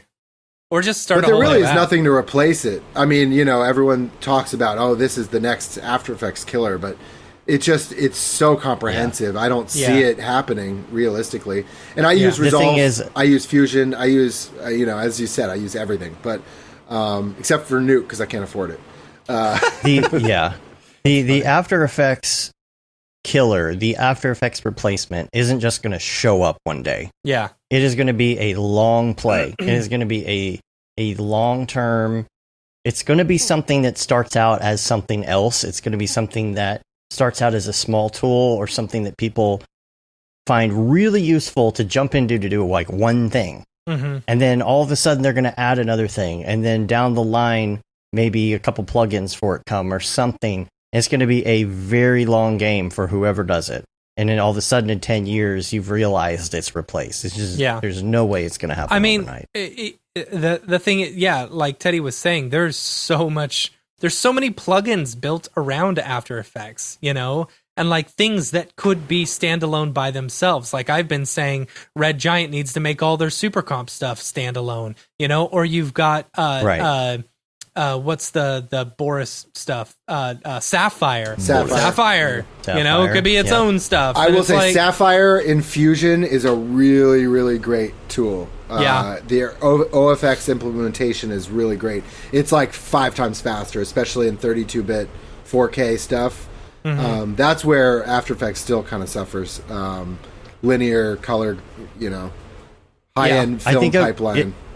It will take either Red Giant or Boris or possibly even someone like Video Copilot who is coming out with these internal tools to go ahead and go with a standalone. Yeah. Where you could do either or, and then it will take people getting into the standalone so much over time that it will evolve into something. But again, it's just not going to happen overnight. But I think that's the only way that that's ever going to happen. And I think it will also double as something for for Adobe they're not going to realize it's happening. They're not going to be like, oh, we're afraid of this company because they came out with this After Effects killer. They're just going to wake up one day and realize that nobody's using After Effects anymore. Yeah. But it's going to be a very long game. Could we go to, we have a question from somebody I want to go to, and I believe, hopefully at this point, they're still listening. They were in here at the beginning. Ken Kwan, who says, hey, Matt and Dave, I'm sure you guys know this already, but your podcast has been such an amazing resource for people to find out more about the Mograph community. I'm not a Mograph or 3D artist, but I would like to be in the hopefully near future. So, do you guys have any advice for someone who is trying to transition into a career in 3D from another background? I'm a videographer professionally, but I've started using 3D about a year ago. I mainly do product renderings and simple animations in Blender, but I've started dipping my toes in Houdini with Mark's course as well. I find that working in 3D is really rewarding and would love to do it full time. If you'd like to check out some of my work, my website is kinkwan.com. That's KINKWAN.com. It's mainly of my video work, but there's some 3D renderings as well. Thanks for what you do with the Mograph community. Looking forward to Camp Mograph whenever this pandemic is over. Yeah, me too. So advice getting in. It's pretty interesting going from, dipping into Blender and going straight to Houdini like that. Yeah. Honestly, that's where I wish I'd started, had those options available when I started out, instead of skipping around to find, because I think those are two of the best tools right now, for sure. Although the subscription option for cinema now has really opened that up, and I think it's great. Yeah. And that's a possibility as well. My advice would be render while you're going along. That's absolutely pump true. out everything that you're working on, and don't make it your tutorials. I know everyone says that. Like, go through the tutorial, do it as presented, set yourself a goal for a personal project. Based on it, that's not the same. Render that out, start to finish. Do a project that's complete. Don't do 1,000 half-completed tutorials with nothing to show for it. You will have that information in your brain. It will be there. It will help you. But it's not going to help you get a job. If you want to present as a 3D artist, you need to have a 3D reel. Guys, my iPad has 10% battery left. Oh, boy. Oh, man. All right. Living dangerously. Why don't we Well, we haven't given much advice on that. I feel like we should give a little bit more. I agree with Teddy. I agree with Teddy. And, my advice is go through as many tutorials as you can. Learn about as much about I've got 3D. a battery pack, so I'm going to see if I can. Oh, there you go. That should get us to the end. We're pretty close. Learn as much about 3D as you can. Take as many courses, do as many tutorials. If you've got a question, everyone's already answered it. And it's join our Slack if you're not there already. Yeah. And but the thing is, like, put stuff out on your site that you want to get what you want to get hired for. Yeah. What you the type of work you want to do, feature that work. I make that mistake all the time. Mm-hmm. It's like, well, I could do that. I would love to do that job. And it's like, I don't have anything like that on my reel anywhere. Yeah. It's not that I don't know how to do it. And that's the thing I would get. And we've put more out there recently, but it was like a long time ago. I was like, man, I could totally do something like that. Yeah. I would love to do that. And it's like, wait a minute. Nobody knows that I can do that because there's nothing online. I can tell somebody that I can do that. Yeah. Okay. Here's the question I'll throw out, because this is like, I think this is a good starter for anyone doing 3D. What would, if there was one thing that you wish you had known about when you first started your 3D career or your learning 3D, what would it have been? For me, personally, it would have been understanding the difference between like using black and white images as like displacement or bump map or anything like that. It took or like using it as like a noise shader or something like that. Using like black and white images and stuff. It took me a long time to understand that, and it's a very simple concept. I wish like someone had shown me ahead of time. For me, it would be that you can be really, really, really technically proficient and still not be good. Yeah. Because design skills, like, that's the thing. I didn't come from the design background. I didn't come from the print world. I came from video. Yep. And so I knew everything about video, and I knew about computers and all of that. Didn't realize you had to know design. How about that? What's a font? Right. That was an afterthought for me, too. Yeah. Programmer art.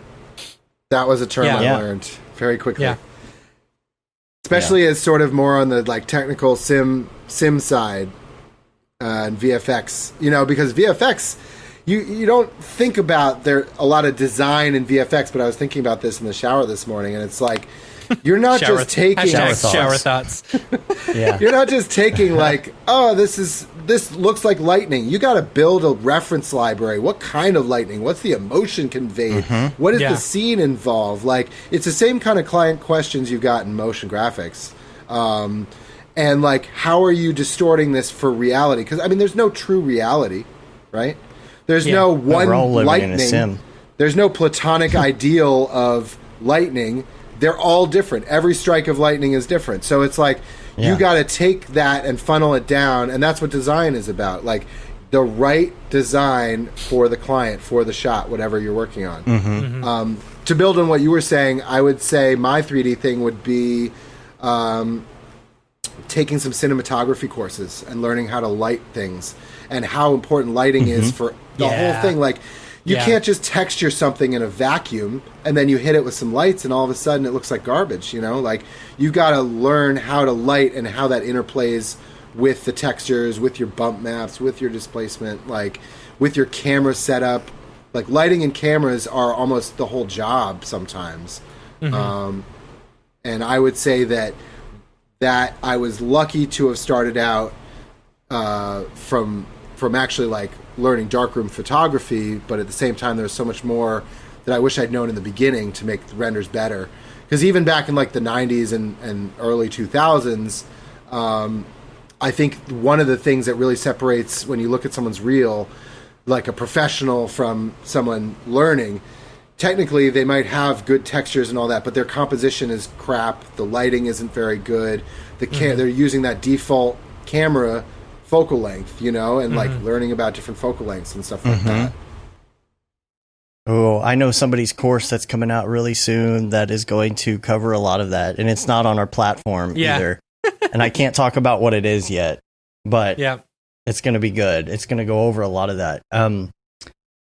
Also, along the lines that you said with the references, and I talk about this talk all the time because I just absolutely love this presentation. But at DFWC 4D, when Chad Ashley was talking about how he made some of these different materials for his packs, he was talking about references, and he was talking about using something like PureRef. And I had heard of PureRef and whatnot, and I have used things as references before. But one of the major points that he made in this talk was about, he started out by doing these things by taking photos of things and trying to make textures out of them. Then he quickly realized he needed to make them procedurally. And in doing so, he had to have references. And what he said is, it's not enough just to have the reference in a folder and just open it up every once in a while. You need these references on the screen at the same time that you are doing what you're doing. And when I started putting PureRef on my left screen and I put in all the Cinema 4D shortcuts into PureRef so that it works the exact same way as far as navigating and hitting S to enlarge a group of things and whatever, navigate around. I use it so much. Every project has a PureRef file in it now. And I can look to the left and see something and compare. Go back. No, it needs to look like that. Back and forth. There are times when you step up your game. You really feel like I did this project and it stepped up my 3D game. It stepped up my knowledge. It stepped up my creative look on things in a big way, right? You have those, some projects you really don't learn much. Some projects you kind of learn maybe something little, but there's sometimes where you make a monumental step, like 10%. And I feel like I went up another 10% artistically. It's easy for me to step up technically. It's not easy for me to go artistically. Right. But you see this right here? You see this comparison that he's doing right here? He's showing something on the left in PureRef. Coincidentally, that came up at the perfect time. And on the right side, he's showing what it looks like. And he's literally saying right here how that reference being right there in the same screen is the best way to go about coming up with something like this. Yeah. So I would put that out there too as well. Cool. Let's do Mograph recommends. Let's do Mograph recommends, and then I'm going camping. So well, you got to edit the show. Let's start first. out. I got to edit the show. That won't be too bad. We only cut once. It's not bad. That's good. Let's start with your favorite movie. And again, these can be all time or recents. Oh man. I didn't prepare these. I got to be honest. Oh, Sorry. You suck. Just kidding. No, this could be just like a recent thing that's been your favorite in the last couple months, or it could be just absolute hands down all time favorite. So, movie, any movie, what you've been watching, what is really, it didn't even have to be favorite. It could be just like something that you really liked recently. Oh, we saw Man, something great the other day. And he's gone again. I gotta say, I think that in terms of VFX and the stuff that I do, I often watch movies for inspiration, and I would say the original Guardians of the Galaxy is just really up there. It's a fantastic one movie. of my favorites. Really just the sense of humor is done so well. Every performance is just so good. Like the characters are so well developed, and it's really hard to have endearing CGI characters with good chemistry with the performers. You know what I mean? Like, it's one thing to have a performer that looks good on screen versus a character that has that something. You know, I mean, and you see it. You can lose that chemistry even with human leads. You know, there's a lot of times I don't feel like relationships on screen work because the actors just aren't. They're sort of acting in their own worlds. But I feel like that foursome, that foursome in Guardians of the Galaxy is just so fantastic. Yeah. It's a good movie. Speaking of people who look good on screen, you know when you Google something and then that's related to something that you do and then you find pictures of yourself randomly? Oh, that's funny. This just came up when I was searching for Chad Ashley randomly. Look at that beard game. Yeah, that's a nice beard. That beard game was strong. I got a good pomp in that one. Yeah. Anyway, music. Probably favorite wearing music. the same Cinema 4D shirt. Oh, I have a lot of opinions about music. Being from Brooklyn, I wouldn't really call myself a hipster in terms of taste, but They're as varied as the plugins that I own. I've been listening to a lot of a band called Oh Wonder. It's good quarantine music. Oh Wonder. Okay. Is it? It's like twee poppy hipster indie Oneater? Oneater. The Oneaters? I really love Anderson .Paak, Paak. Maybe one of my favorite. I listen to his album Malibu on loop like every day. There are always those staples, right? One that you'll just put on a couple times a week. Always. There's always something, right? There's always a day where you're going to need that music. It's interesting how that works. The stuff you just never get tired of. Yeah. Or like it so well that for working it's not a distraction, it's just sort of pushing you forward. Yes. Right. Yeah. Or you're in a certain mood and you're like, I need this right now. Yeah. Mm-hmm. Right? Or you're like, I really have to thing. focus. I'm going to listen to this. Yeah. And I need something that's really nice. chill. I like it. They're Super good. chill. Yeah. There's 2 albums. There's the self-titled one and one called Ultra Life. I prefer the self-titled one. Is it Oh Wonder? OH Wonder. Okay.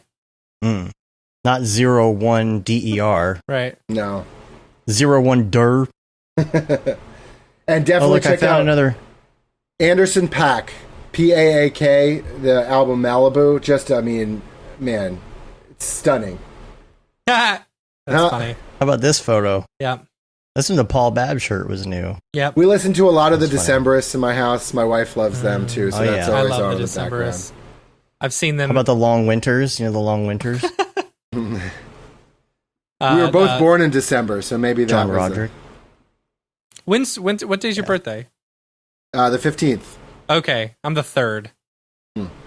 Still a Sagittarius though, right? Yep. Wife is the 28th. She's Oh, okay. yeah. She's on the other side of that. Gotcha. So she's whatever January. What's after is. Sagittarius? I don't know. I should know, but It's so scientific, though. Yeah, where's Shams when you need her? There you go. Come on, Shams. Next on the list, TV Black show. Keys, What you been watching? Chance the Rapper. Oh, Yeah. Those are other standards and classics. I'm definitely a TV junkie. Killing Eve. Okay. The Come on, Magicians Kevin. Come on, Kevin. is our guilty pleasure. You guys watch The Magicians at all? Is it Oh, it's good? great. I've heard of it. It's really good. Is It's sort of like it veers off into cheesy drama sometimes, but it's really got good special effects and the stories are compelling. Another guilty pleasure is Deadliest Catch about the crab boats. That's funny. Oh, Schmoopy was telling me about something I want to check out. What is it called? She said her and David have been watching it. I'm going to look it up real quick. I think it's on Netflix. What's the name of it? It sounded really interesting, though, and I think I might have seen it in passing. But it is Alone. Have you heard of that? Mm-mm. So it's season 6 is what they just finished watching, and she said it is. They dropped 10 people all over the Arctic with 60 pounds of camera equipment, a few supplies, and 10 items of their choice, and 0 food. Oh, I love Whoever it. survives out there the longest that. wins $500,000. Oh my That god. sounds awful. I know, and they have to videotape themselves. There are no camera crews with them. They have to do all their own recording. Sounds like Weird. Bear Grylls Well, a little. I used to watch that right? a lot. Yeah. Like what? Bear Like Grylls. what was his show called? I forget. I don't know. Something Adventure Man or Oh, there were a Survivor couple of Man? those. You Oh, had to that was drink the his other own guy. a lot. Yeah. Yeah. Let's see. Another one that actually just got a season 3 started streaming called Search Party with Alia Shawkat from Arrested Development. It's really, really, really good writing. Really like that show. Okay. Atlanta. Another good show. That is so good. It's really good. When is that coming back out? And isn't it moving to like HBO or something? Yeah, I Or think is it so. around? I have no idea. Insecure on the HBO, also good. Speaking of HBO, did anyone see the new Perry Mason show? Shout out to Penny for doing the opening title sequence. Really? Yeah. I gotta check that out. Perry Mason. Yeah, they just did a new Perry Mason, and Amy and I were that's Matthew Rhys from The Americans. The Americans, amazing. Love that show. Yeah, it's over, but yeah. The Perry Mason, now here's the problem with Perry Mason nowadays, when you can stream anything anytime you want, is you don't know it's time to go to bed when it comes on. That's true. You have to put it on at 11 o'clock. We were talking to Amy's grandma last night. We're like, hey, are you going to watch the new Perry Mason? She's like, oh, no, probably not. But only no, after we started watching it. Lucy. We started watching it, and like within the first like 5 minutes, they show a dead baby, and it's like, okay, I'm not going to watch this anymore. Yeah, thanks. That's a great thing to watch on Father's Day. So. We put on Midsummer, and my wife was like, no, she made it about 15 minutes in. So. That's funny. It's a heavy. There's a one on Netflix called Middleditch and Schwartz. I've heard of that. I think everyone should watch this because it is so dang funny. I was laughing so hard. Now, I'm a big fan of like Whose Line Is It Anyway? You know, that show. Yeah. That show and Jackass make me laugh harder than any show in I gotta say, your personality, you find certain types of humor way more funny than I do, and not in a bad way. Yeah, it's like sometimes it's hard for me to get into certain things, but that seems like that show is up your alley. Middleditch and Schwartz. It's Thomas Middleditch from Silicon Valley and Benjamin Schwartz from he's John Ralphio from Arrested Development or from Parks and Rec. Right. Parks and Rec. And so they are doing a improv like comedy duo where, they talk to someone in the audience for a little bit, they get a bunch of information, and then they come up with like a 40-minute long story all based on this, all improvised. And it is the funniest shit I've ever seen in my life. I love sketch comedy. I don't know. I like improv. Yeah, I don't know how I had no idea they were so good at that. That's the thing. You're like, seriously, how are they doing this? I didn't know Thomas Middleditch was such a good actor. He is a very good actor. And I didn't know that. I thought he just played the awkward, Silicon Valley character the whole time, but he is really good. He's really, really good. The first episode with like the wedding is hilarious. The second episode, not so much, but the third episode with the job interview. Holy cow. Last night I was crying laughing. It was so funny. So Have you guys seen Big Mouth? I have watched Big Mouth. Yes. That is Maya Rudolph is great in that. When I watched Big Mouth the first time, I was like, wow, this show, they need to show to every kid going through puberty, to let them know that like these feelings are normal. It wasn't until I watched Big Mouth that I'm like, oh, okay, some of these thoughts are normal. We watched a bunch of that up in Canada when we were doing the Dead Mouse thing. Whenever we would go upstairs and eat lunch or something, his wife always had it on. Yeah. Like they were getting into that. What about John Mulaney? I love John Mulaney. I worked on his last special, so I gotta. Oh yeah? I gotta. Yeah. There's a lot of people doing TikToks about with John Mulaney's voice doing the what is it, the Constitution or whatever, where it talks about number 1, Article 1 or whatever is freedom of speech, freedom of religion, blah blah blah. Article 2, you can have all the guns you want. It's really funny. I don't do it justice. John Mulaney is really a good funny. One. I've seen it. Yeah, you're almost sounding Eddie Izzard-ish. Eddie Izzard in the description. Yeah. and no guns. From 50 years ago. I want to put babies on spikes. You want a rack of babies? We got babies on racks.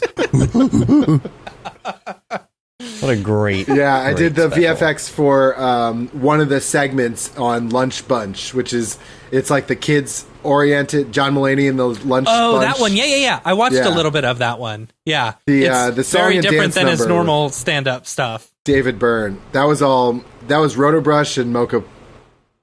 Rock on. Nice. That's awesome, man. All right, what do we got let's next? Let's talk about podcasts. Do you listen to any? I'm First of not. all? I don't. You guys are about it. Cool. I don't have That's kids. fine. Like, I don't have time. Then to we're listen your to favorite. podcasts. Yeah. Yeah. There you go. Yeah. That's the problem, is that now nobody's commuting. I listened to I Serial don't listen to my when podcast it was out. as much. You remember, like, Yeah. 6 years ago? Like, Did you was did it. you catch any of the second or third ones? just the first one. Yeah, A little of the second. The second season was pretty good. me. I enjoyed it. It was interesting. It all sounded ripe for parody to me when I was listening to it. Yeah. Well, SNL did a parody on it at Yeah, one point. it was Very very good. Yeah. Sponsored by Mail Kymp?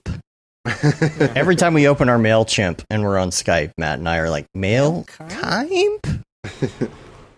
All right, plugins. This is going to be... boy. Here we go. This is the next hour of the show is plugins right here. You can only give us one, though. There can only be one. Cinema, After Effects, what are we talking? Anything. All of it? Anything. Everything. Ultimate You can only have plugin. You can only have And one plugin for the favorite rest is of your also life. different. Oh, fuck. Well, take render engines out of the equation. Yeah. Okay, Because render that's engines are technically- like, because is it Yeah. favorite or essential?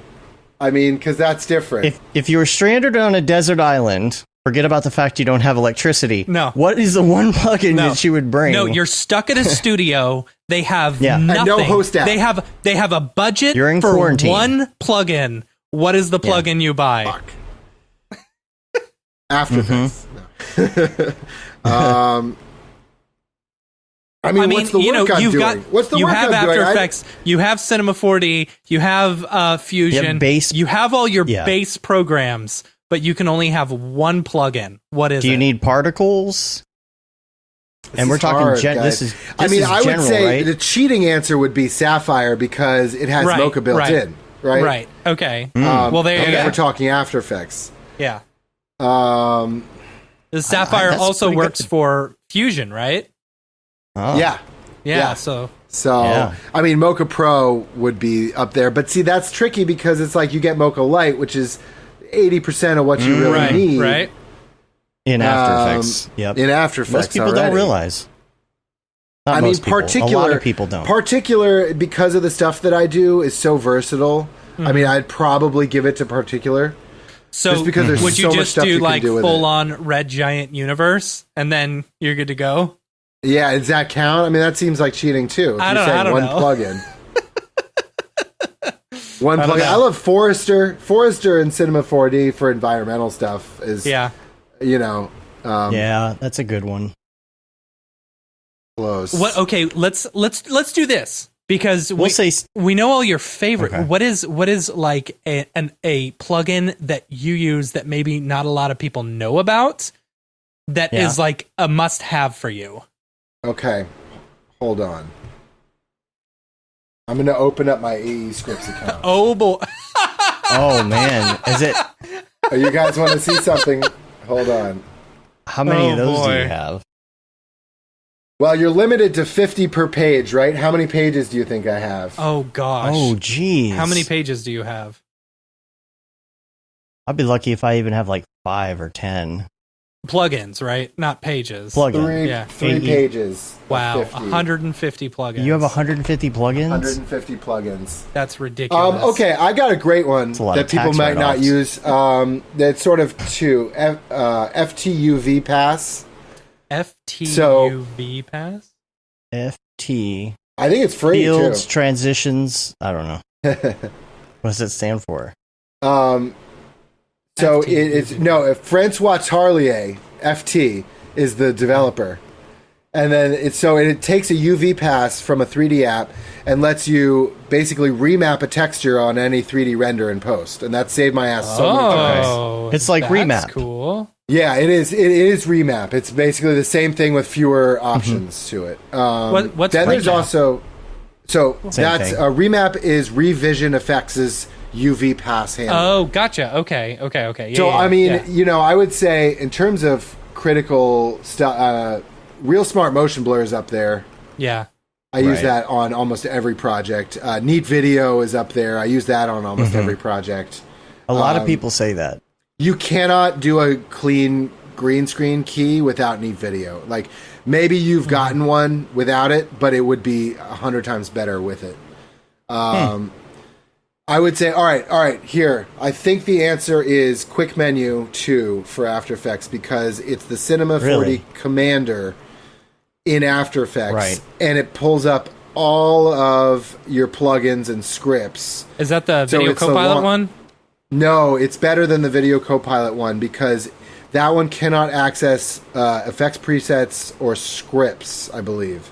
Okay. So this can pull up or interface commands. So if you need to like load, a footage in the Explorer or something, you can pull that up from the Commander.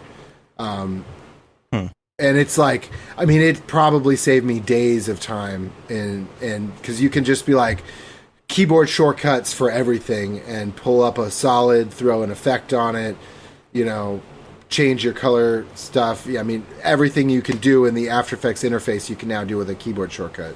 That's cool. Without having to know the keyboard shortcut. So, that's cool. That's super cool. All right. How about as they power up the leaf blowers outside as usual around this time? How about your favorite app on your phone? Or is your go-to app? What is your muscle memory always go-to app? That's a tricky one. I mean, because it could be. Slack. I mean, yeah. You're gotta always be. If I could only pick, I'm always on Slack. Sadly. Do you get all the notifications? No, I just read everything. Okay. Yeah. It's just always checking it. If I had notifications, I go crazy. Yeah. I see them when I log in, which is every 10 minutes. So. Hey, I don't. If I didn't have notifications, if I didn't have notifications, I wouldn't go to the app. Okay, that's fair. Yeah, I was watching this TikTok about ADHD, and they said people with ADHD. I don't know if I have ADHD or not, but they said people. If you're on TikTok, well, it could be the case. That's what I was saying. They said people with ADHD have a tendency to like if it's out of sight, it's like you completely forget that it exists. Isn't that a good thing? I don't know, say for like if I go out of town, I forget that my wife and kid exists, because they're out of sight, they're out of mind. Amy always gives me crap because she's like, when you go out of town, you forget about us. I was like, I don't know if that's necessarily true, but I can see that, and same with Slack. Like, I don't get the notifications. I forget to go on there, Oh, I don't. I'm heavily addicted. Yeah. I have a very strong addictive personality, so I've got to shut myself out. I got to delete the app from my phone if I need to get work done sometimes. Yeah. All right, here's one. Yeah. Here's one for, I know you guys both have kids, so AnyList, all right? AnyList. So AnyList, it's not really what you think. It's not like a classical, it's built around food, so I love food. Okay. It lets you add in recipes. It parses the recipe for all the ingredients. You can dump all the ingredients onto your shopping list. You can share it with somebody. So like if my wife and I are both in a store, we can be checking stuff off on the shopping list as we're going. And I found that the sync on the Apple Notes and reminders is like, it won't sync until we get out of the store. This is instant. Mm-hmm. So then it also has all the recipes on there. And you can organize and categorize all. It changed our lives, like cooking with the kids. Cool. And being able to do meal planning. Like it has a calendar you can assign recipes. Oh, that's awesome. And you can share that with someone.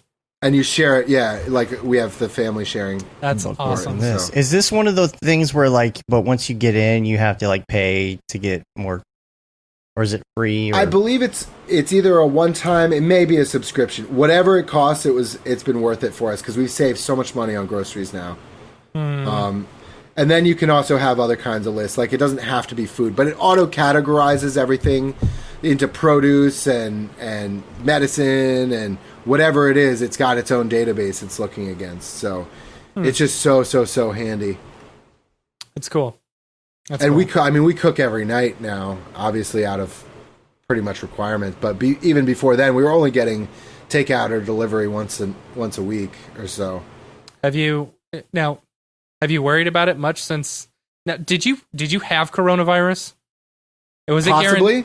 Yeah. Did you ever get like antibody testing or anything? No, we haven't gotten tested or anything like that. Okay. But we probably had it. I'm doing antibody testing this Saturday. You know, so the American Red Cross, like if you go and give blood, they do antibody testing now. So you can basically get a free antibody test. Interesting. Okay. Yeah. That's good to know. Yeah. So I don't know. Anyway. All right. Last thing on the list. This is going to be a tough one too. It's going to be easy. Teddy's got this. What's your favorite life hack? Period. Well, it relates to grilling. Mm-hmm. When I discovered that I could use my Weber kettle grill to do like slow smoking, that was huge. Okay. Cool. Oh, did I lose frozen both of you? on the stream. I'm frozen too. Oh, there we go. We're back. Yeah, hold on. Lost you for a second. We're good. You're good. Now keep going. Keep going. So smoking. Slow smoking. So it's about indirect heat and banking your coals to one side and then sticking some bricks in there to segment off that where the coals are. Mm-hmm. And then you can just throw your soaked wood chips right on top in like a little section on top of the grill. And then you put a water pan on the other side.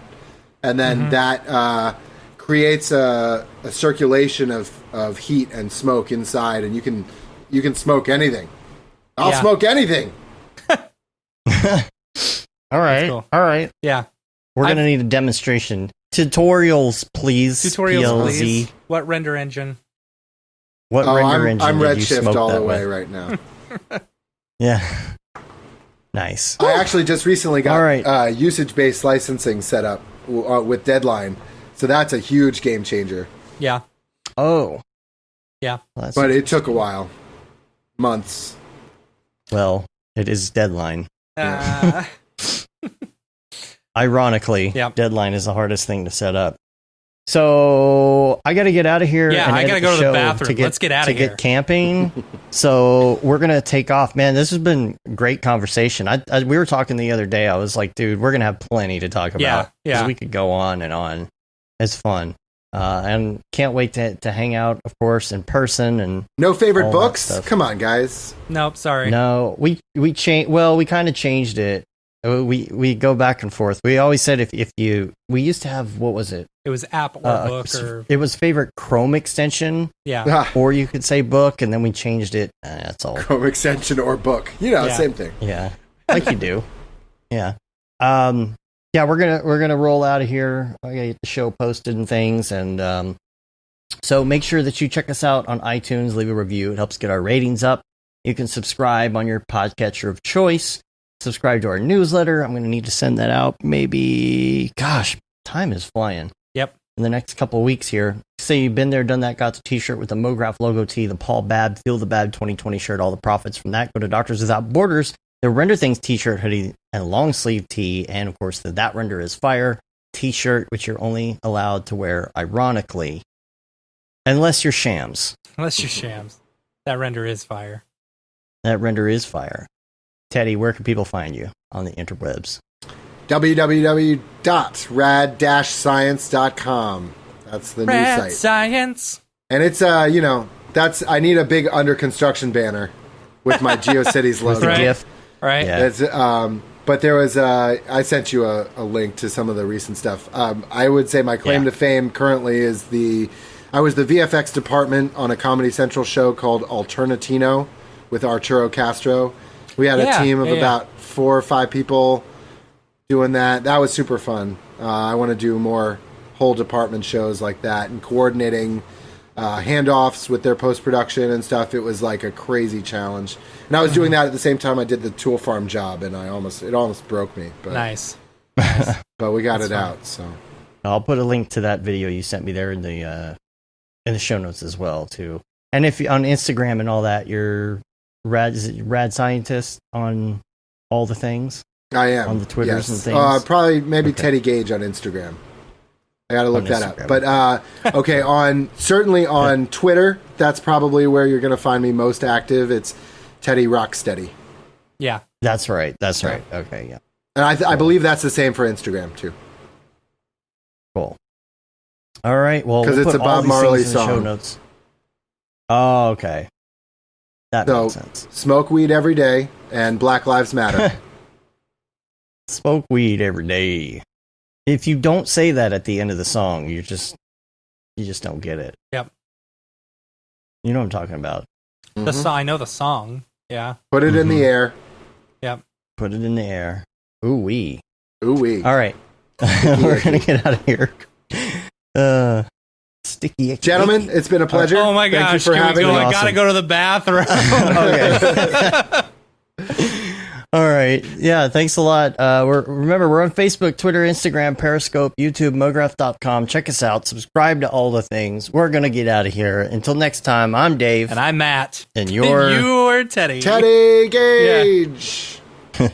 Have a good one. Later, yo. Later.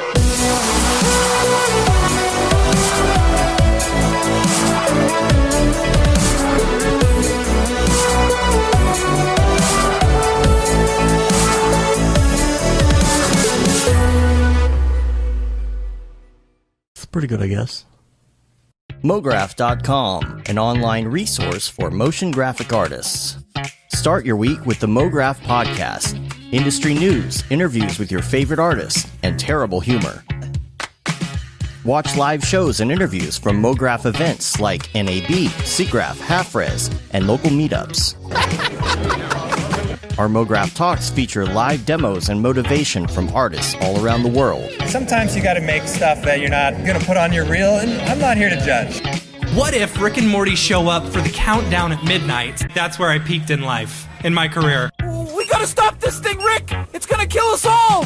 Hear from the people that create your software, design your render engines, and artists that are changing the face of modern motion graphics. You get that render done. Yeah, you better frame what?